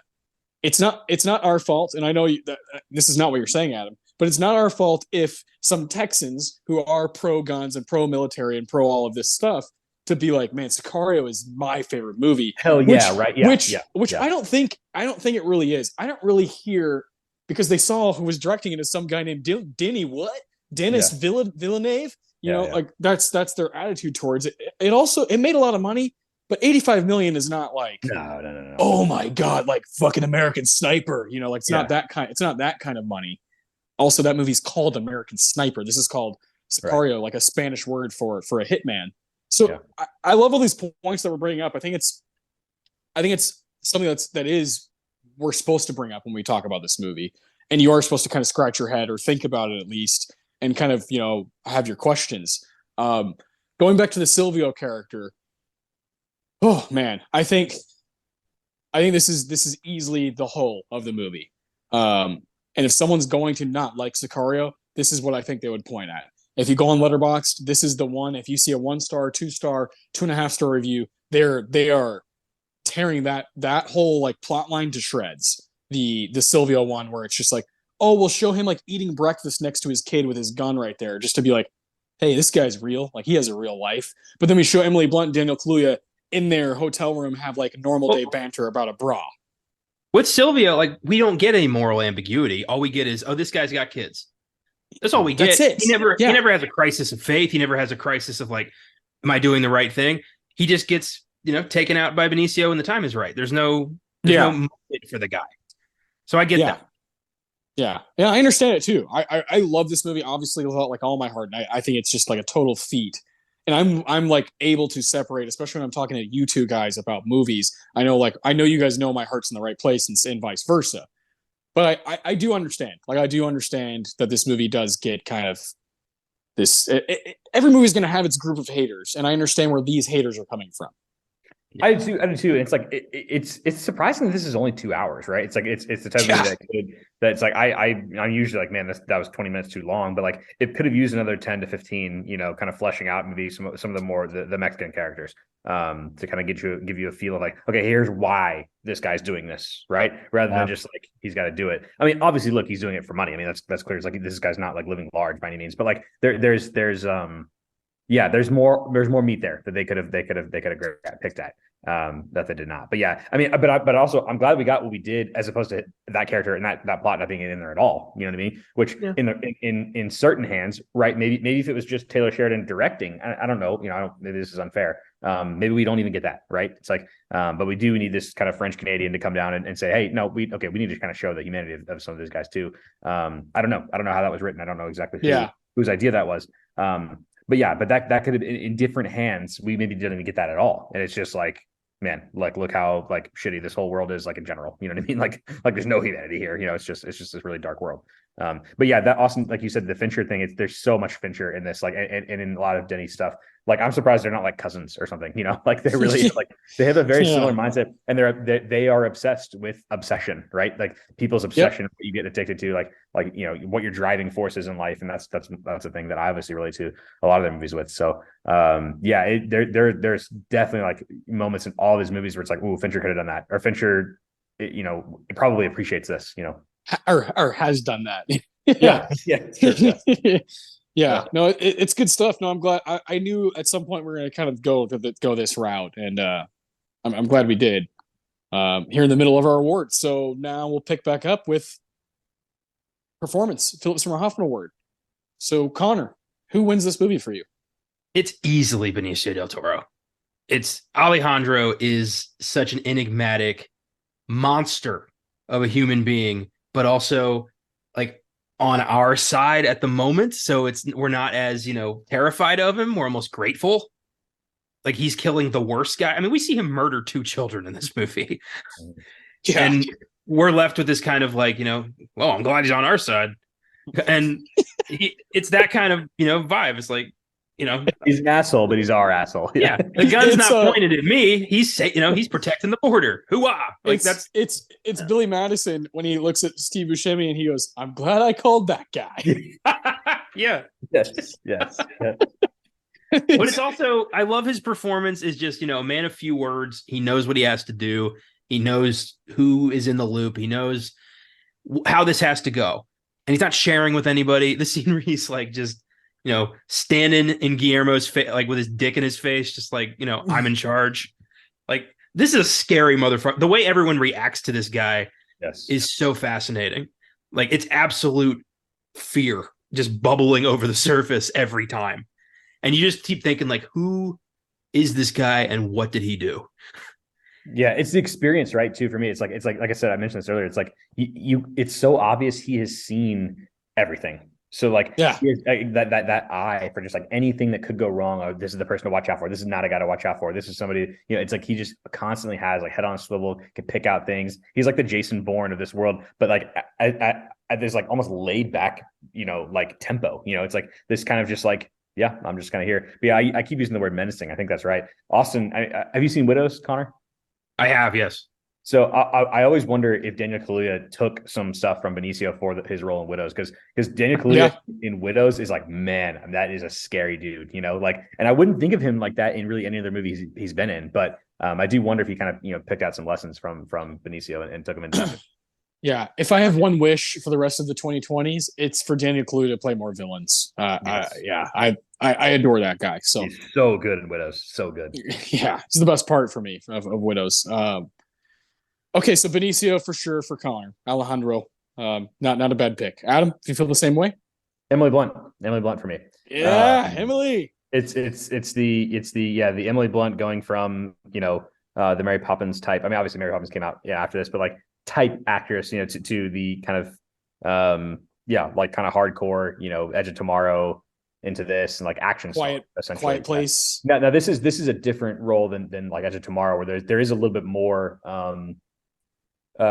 she's a little more delicate in this than maybe in that movie. And there's clearly she has this like moral code that she wants to live by, and is thrown off by this world. And then when she realizes she's being used, I mean, she plays that so well. I mean, you just see every type of emotion on her face. And I think she just, man, I thought she knocked out this performance. And again, it's another one that grows on me each time. I almost said a tie for the Brits because I wanted Kaluuya and Emily Blunt, but he's just not in it quite enough to warrant the very best award here. But yeah, another thing too, it's like, they're kind of doing the kind of general American accent, but like for that to never really slip and like try to go Texan or something like that, like I really appreciated that. Like they like, if you did not know and you'd never seen them in anything, I think you'd be surprised that they're English. But yeah, no, I thought yeah, Emily Blunt for me. Yeah, makes sense. She's our human emotional connection to this story. If she's not there, we have no one to relate to. We can't relate to gung ho, saving the world, Josh Brolin, and we can't relate to Medellin assassin Benicio. Yeah. So who else we got? We need somebody to have a goddamn soul in this movie. Well, and they did too, or else they literally couldn't have done what they did, right? Like it's like they had to, yeah. It's like, yeah, she's totally being used. But yeah, Austin, what about you? Ah, man, I wrote 3 people down. Obviously, you guys have taken 2 of them, so I don't know if I should pick the third guy or just, I don't know if I should go with my heart here. I don't know. I wrote down Benicio, Blunt, and Brolin, but if I'm really being honest, if I love Brolin. I love Brolin. Brolin's great. Brolin's so good. Yeah. He fucking cracks me up in this movie, even though like, again, this goes back to the conversation we're having. Like you kind of have to have your movie cap on to kind of understand what they're doing with this character. But if I'm really being honest with myself, Benicio del Toro, like just like kind of in a landslide. I'm totally obsessed with the dude.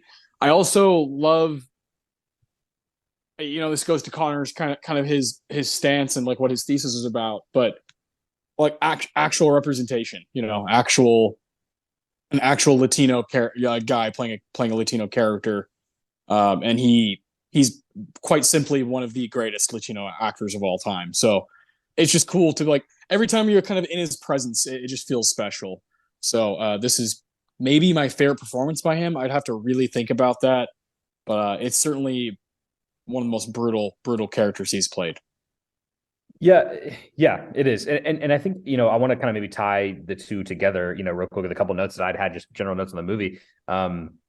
The scenes between the two of them are so good. I mean, it's like there's this kind of like weird chemistry. It's like not like romantic in any way at all. It's very much just like, there's almost like kind of like weird amount of like respect for each other. And I liked the scene, I made a note of it here, where he starts to tell him about, his family and stuff like that. It's like, it's the only time Benicio shows any sort of humanity, like where he turns off the like villain, right? And he's like, okay, I can actually kind of like just like let this person in just like a tad, just like a little bit, because I think he can sense like, hey, she's kind of freaked out here, like she's kind of scared, and for good reason, right? It's like, this is an insane world that she's like been dropped into, and it's very different than I think what she expected. And I think their scenes together are really, really good.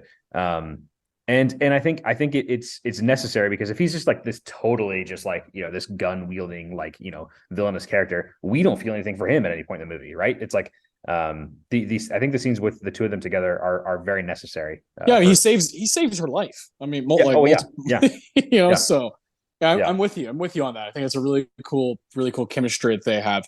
I do think Blunt, one of the reasons I wrote her down and like why I thought about her, in the wrong hands, this character could go off the rails. Yes. So fast. She's very obviously channeling Jodie Foster from Silence of the Lambs, and not many people can do that. And you kind of have like, this movie's like Call of Duty, but it's also like a Fincher movie that's also like Silence of the Lambs. Like there's multiple things that are just, going on. And Blunt is kind of at the center of all of it, right? She's like almost in every frame. And she's damn good. I love the whole smoking thing. Mm-hmm. Reggie's just like, oh, fuck, they got you smoking again? Yeah. This must be bad. But in those two, like you said, the two Brits, when they're together, some good stuff. And yeah. I do wonder about like the actual runtime that all of them have, because Kaluuya is close to being in the conversation. He's very, very close. I love the dialogue between Reggie and Kate, when Reggie points out, he's like, look, I used to work with people like Matt in Iraq. You got to be careful around these people. CIA is not supposed to work that side of the fence. And she's like, no, he's a DOD advisor. And he's like, you really believe that? Yeah. He's like, need someone. He said, you need somebody watching your six, because I promise you they aren't. And she said, we're not even scratching the surface of what they're doing. And they are. And he said, well, you sure picked the motherfuckers to show us. Yeah. He's just like, are you not like here? Like, are you not paying attention? Like, it's a great scene. But in the end, he was watching her six, right? Like Benicio, like he was. Oh yeah, right? yes. And Daniel Kaluuya was the one that slipped up, right? By I mean, he didn't know obviously, but like, having that friend, like be this dirty cop. I mean, he had no idea that was the case, but still, it's like the guy that was like kind of supposed to like kind of have your back, it didn't in the end, and the person you didn't think would did. So it's like that even by shooting her in the stunt, like he was saving her life. Yes, which is wild. But yeah, and I made a note about Emily Blunt's performance. I said, she does a fantastic job of seeming both ultra confident and slightly uneasy, like at all times. You know what I mean? It's like that's a tough kind of like her line to straddle, and she does a really good job of it. I thought she's just fantastic.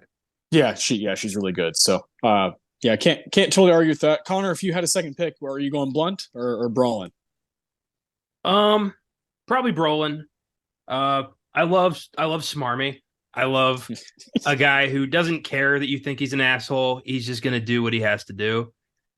And there's so much unspoken history with every character in here. You can almost just think like, you can almost picture for yourself how they got here. It's never explicitly told how they got here, but you're like, of course, this guy, he did some tours. He saw the right wheels. He probably knows somebody, some senator somewhere. Because he has this like, I'm untouchable no matter what way this op goes. I'm not taking the fall for anything.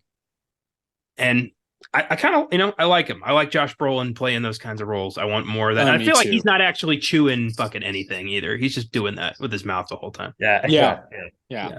He's really at this point to me like an American treasure. Josh Brolin.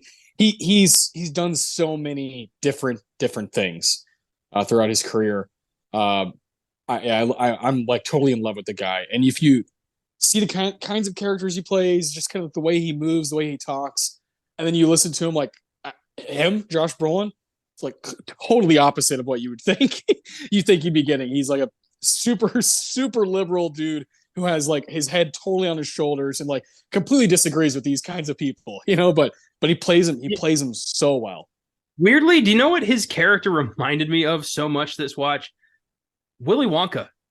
Like Gene Wilder's Willy Wonka, because he had this vibe of like, screwing with everybody because he knows what's really going on. He knows what the real deal is. Yeah. So he's just like having fun with everybody, just fucking with them for, I'm sorry. All questions must be submitted in writing. Shit like that, Yeah.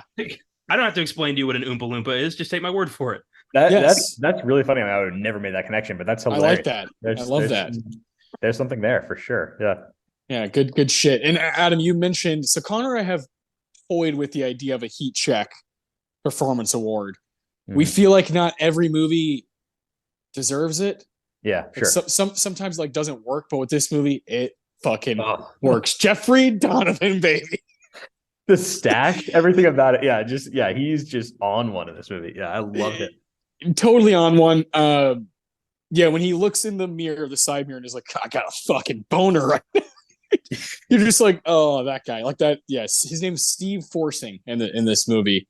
And yeah, he is perfect. Every like little line he has, every little bit is perfect. But there are some kind of heat check type performances in this movie. They like rely on it. Some of the Delta leaders that are on the tunnel are all perfect. They're all great. So this movie nailed its casting. So that's one of the things I love about it. John Bernthal, of course, as Officer Ted, who's trying to, or almost, what do they say on Meet the Parents? Looks like somebody's rounding second base. Yeah. he almost got there, except he took that wristband, off, and the whole movie changes right there, right? So he's great in this movie. Your movie's always gonna be better with John Bernthal somewhere in there. I had a note where I just said John Bernthal is the man. Yeah, he's great.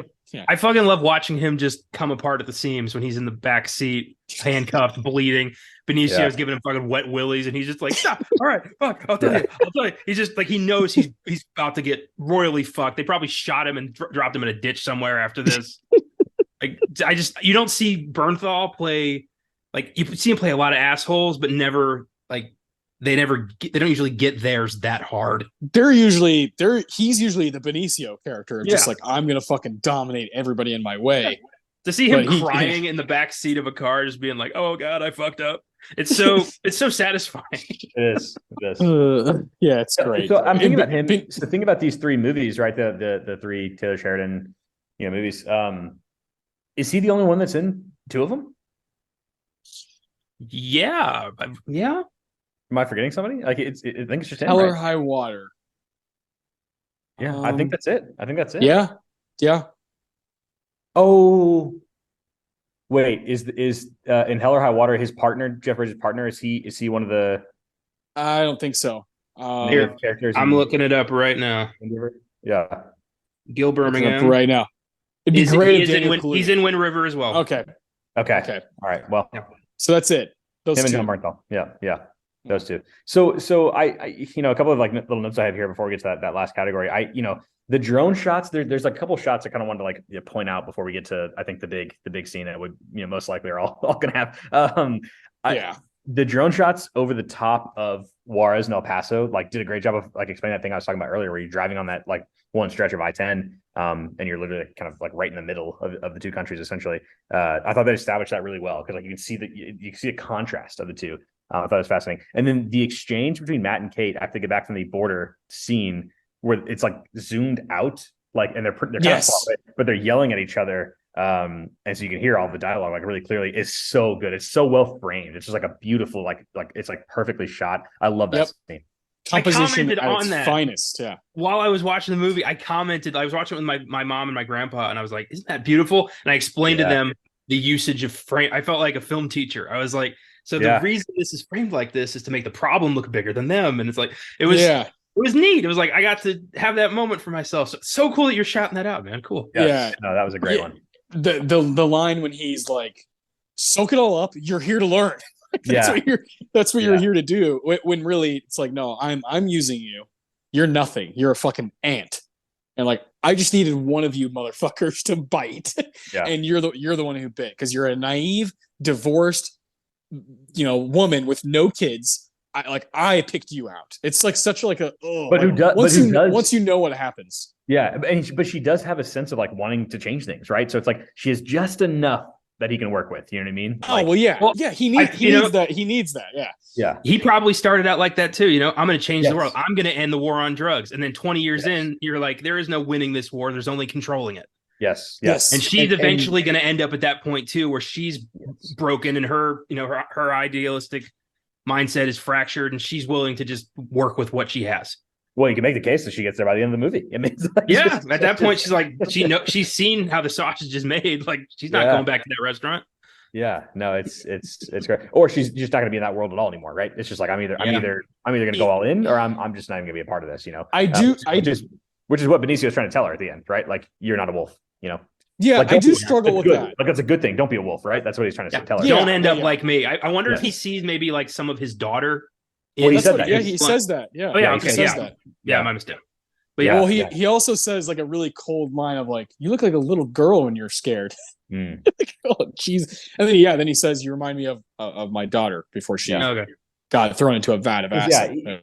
Yeah, he shows up for such a specific reason too, because it's like he can't pick somebody who's just going to turn around and be like, "Are you guys fucking crazy? Like, I'm leaving right now." You know what I mean? Like, he needs someone with just enough kind of like, I want to help like win this like thing, like enough competitiveness and like enough kind of you to kind of do it. It's like it really and someone who's naive enough to be like, this is how it goes.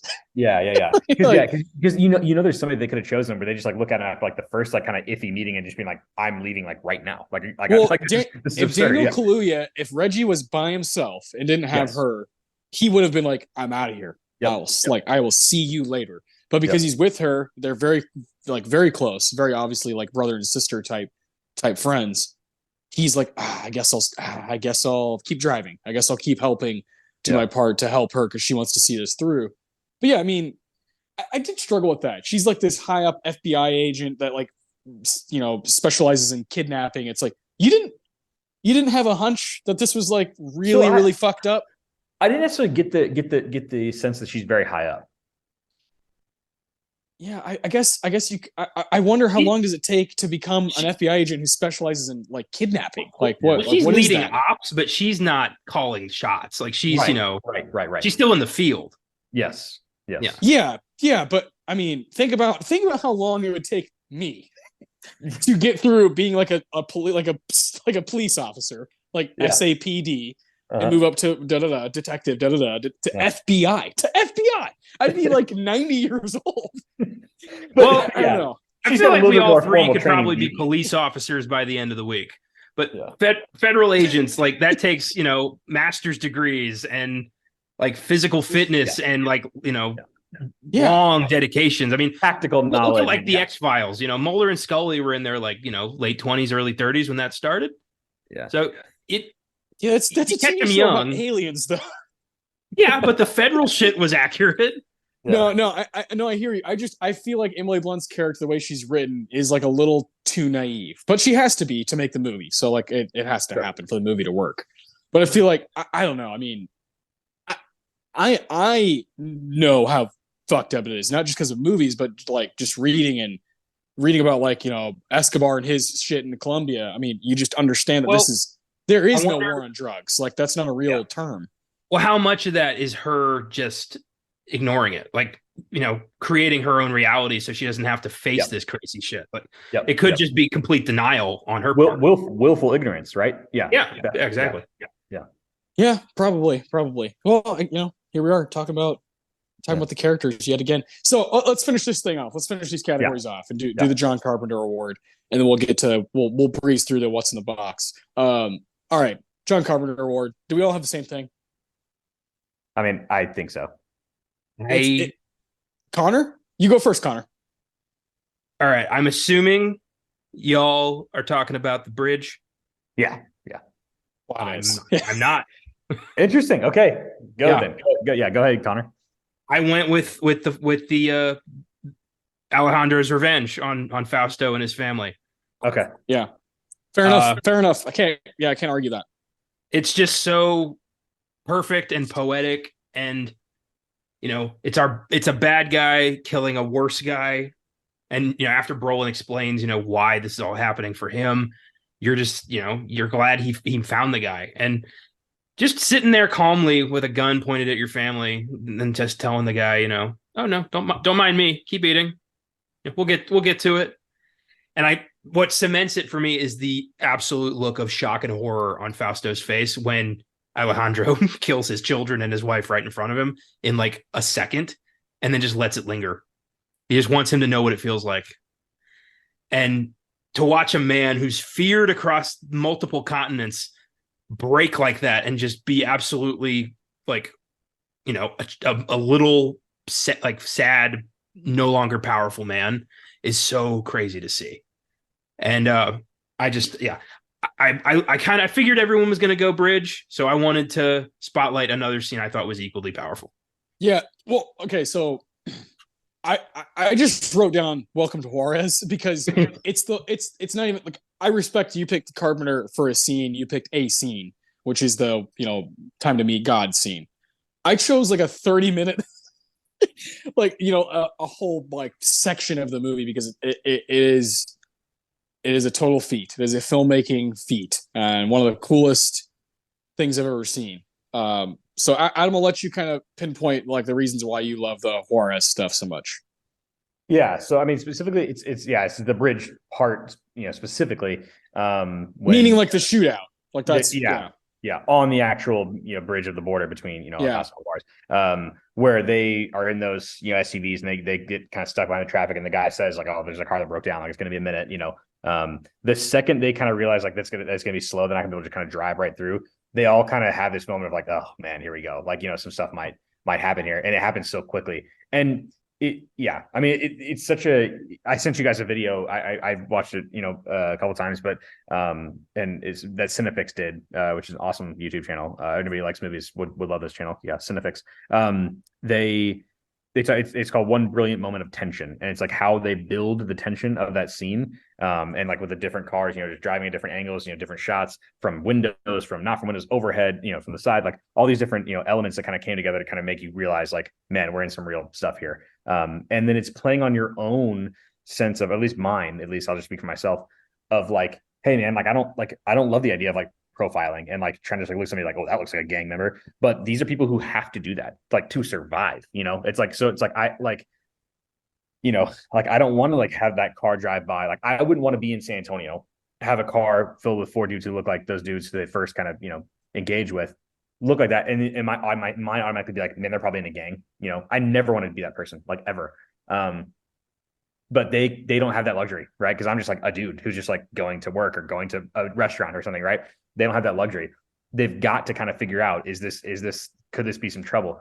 And unfortunately, like in that world, like, some of the dudes who look like that can be some trouble, right? So like that part is playing on my mind every time I'm watching it too, even though I know what happens. But the first time I saw it, I mean, I don't really react physically to stuff very often. Like even like I'm a massive sports fan, but even some of my very like favorite teams, I don't like go crazy. I'm not one of those like cheering, yelling at the ref. Like I'm pretty, serene when I'm watching stuff, but like, man, I mean, it really is grab your armrest, like in the movie theater, like sit forward. Like it's so intense. Like that scene and the kind of the looks they give, the way they're communicating with each other. And then when she sees that one shooter in the back, when it seems like it's all over, she sees him through the window, or through the mirror, and then turns and shoots the guy. Like all of it is just like brilliant. And how they get out of the car, they can't engage first, right? Because they all want to. You can tell they all want to like shoot first, but they can't. It's like what are our rules? What are our rules? If they engage you, you can go. And in fact, they're having to kind of essentially dodge just like civilians and all of this stuff too. It's just like, yeah, it's like masterful filmmaking, I think. Totally.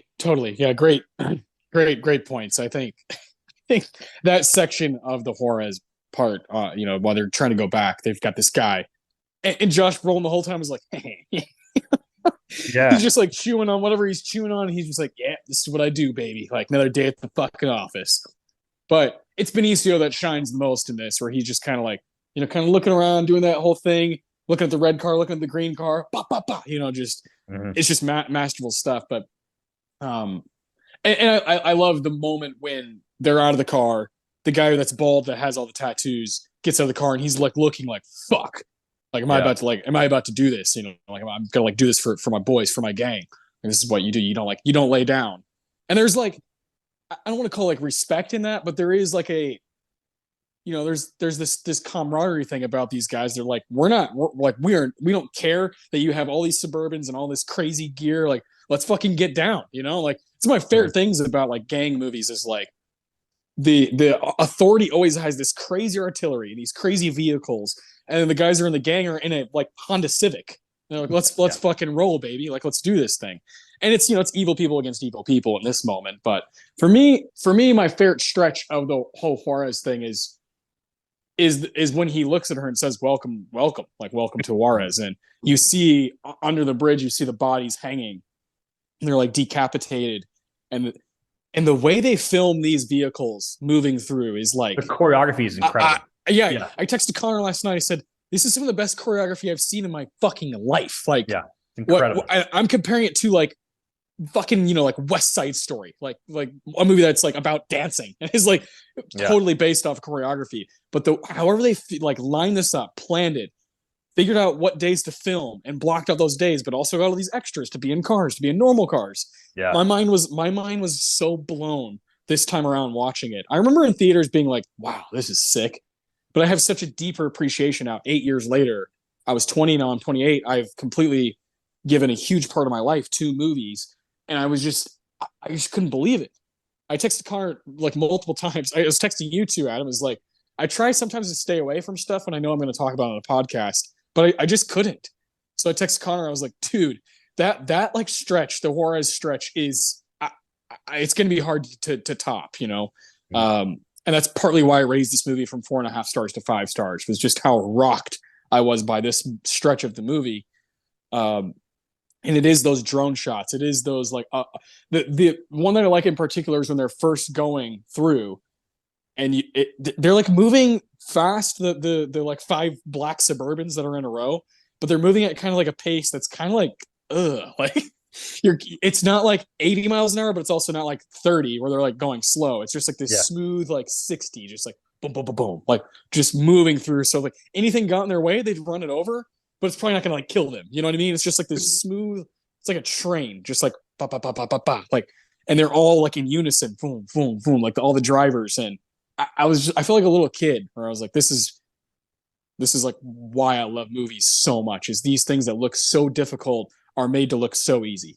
Well, it's one of the shots on the bridge real quick before you go, Connor. Like the woman who like kind of opens her car door and kind of is like looking at the like the one of the bodies of that, and she's like kind of just like nonplussed, just like like another day, like that's like a really powerful scene too. Like I think they're in a cab of some sort, right? It's like this woman and this like, and they open like 2 side doors, and it's like she kind of just looks at the body like, oh wow, what do you know, like. And it's just like, man, I mean, but it's the tension of like, okay, obviously something is going to happen here, right? Like it's like obviously like something's going to go down. How is it going to be timeout? How are they going to play it? Like it's all just it's so well done. And like I mean, you speak about the camera movement stuff like that. Like I'm no expert on that, but like how they don't like, there's not like continuity errors. There's not, you know what I mean? It's like it's just like so perfectly mapped out. It's like it's just perfect. It really is a brilliant scene.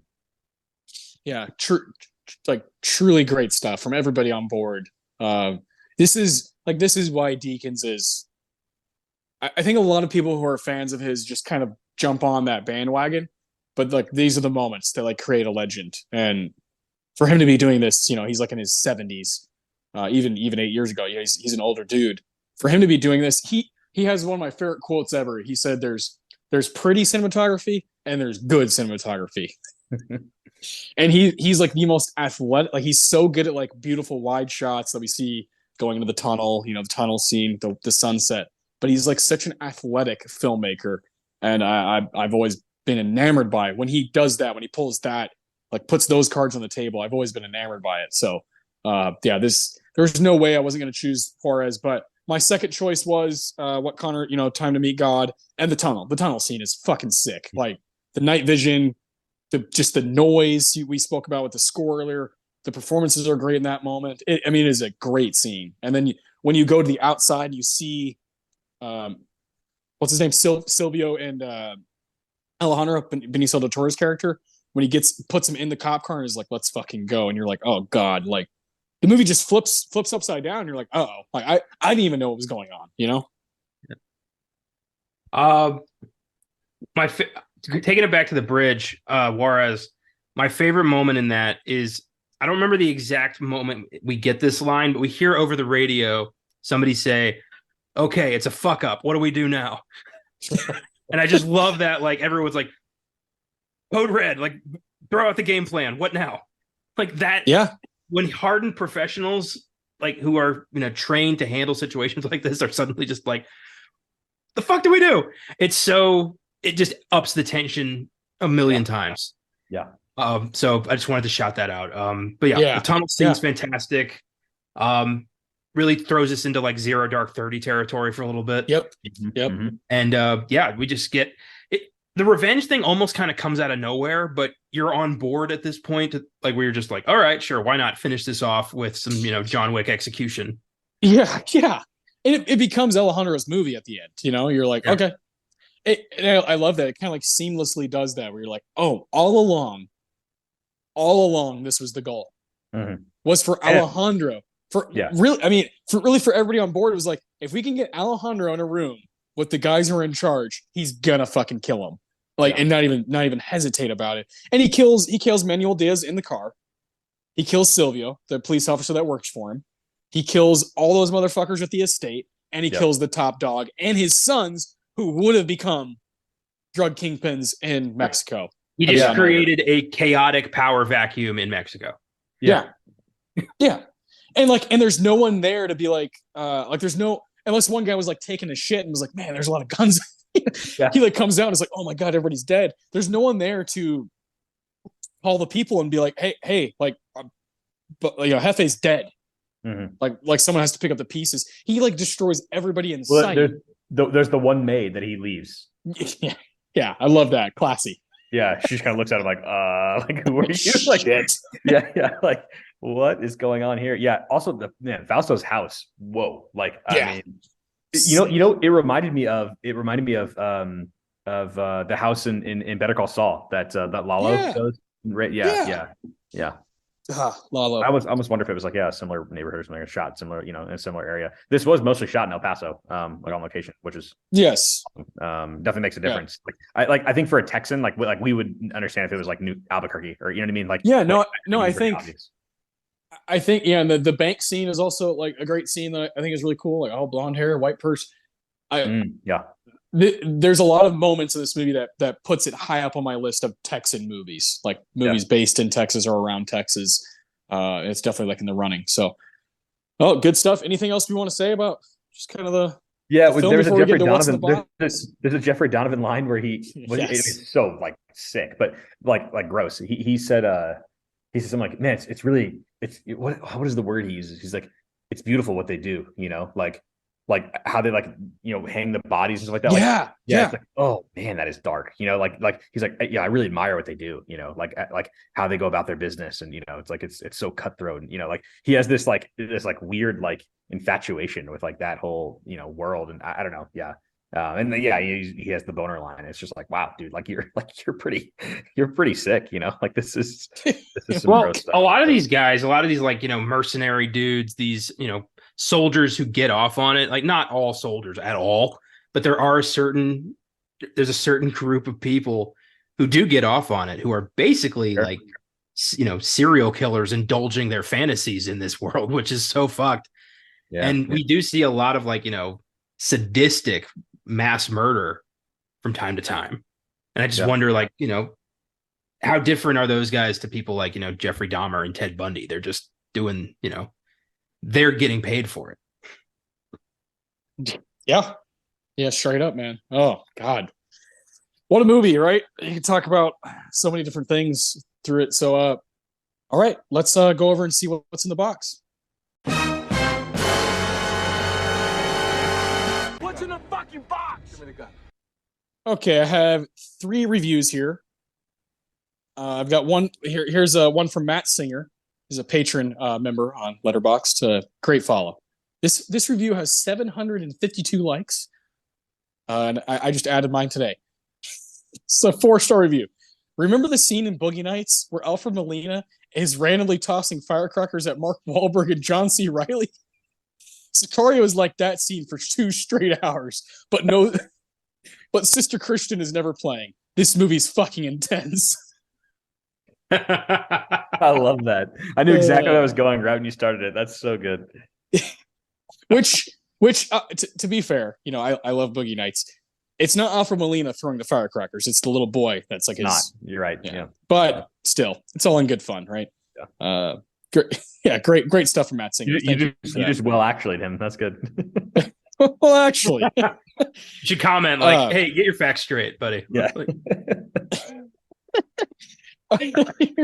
here's yeah. Come on, Matt Singer. Here's one of the most followed people on Letterboxd ever. Here's a review from 2015. Came out very shortly after the movie came out, so this is real fresh. It's a 2-star review, but I understood where they're coming from. This is Mtume, spelled Mtume. I'm not sure how you say it, but yeah, this is someone I've been following for a while. They say, fantastically shot, yes. Excellently edited, fuck yes. Some strong performances, you're damn right. But this film has so many tropes, it makes your head spin. It's the faulty Americana viewpoint about the dark place of the world.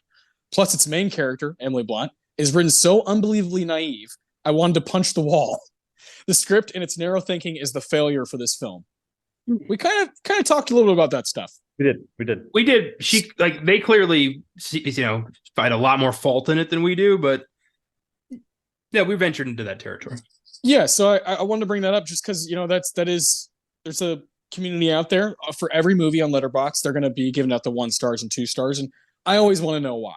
I'm not here to be like, fuck you, you disagree. I understand. I get it. Not everybody's going to connect with every movie. But HK Fanatic, another patron member on Letterboxd, gave Sicario 4 stars and said, part of what makes Denis Villeneuve one of the most compelling directors working today is his uncanny ability, no matter what the genre is he's operating in, to uncover the existential dread lying just below the surface of contemporary society. Here it's depicted literally when a routine FBI raid uncovers a staggering number of cartel victims buried inside the walls of a nondescript suburban home in Phoenix. Well done. Yeah, I totally agree. Yeah. It is, there's this group of directors, Fincher, Villeneuve, I think David Lynch to an extent when he's not trying to mindfuck us. That just delves into the darkest side of society and just this bleak idea that everybody is at their worst at all times. And you have to kind of navigate through that world. And it's a dark place to be for an extended amount of time, but it almost makes you reevaluate your own existence and just thank God that that's not your reality. Yeah, totally agree with that. You guys, so on Letterboxd, I know Adam gave it 5 stars. So did I. Connor, what are you at? 4.5? Let me check real quick. I'm pretty sure I have this at 4 stars. Yeah. Okay. So yeah, we're all big fans of this. So this has been an absolute blast. This movie rules. This is Adam's number 8. Next week we'll be moving on to Connor's number 8, which is Uncut Gems. I cannot wait. That's going to be really cool. That's another one all 3 of us should be here for.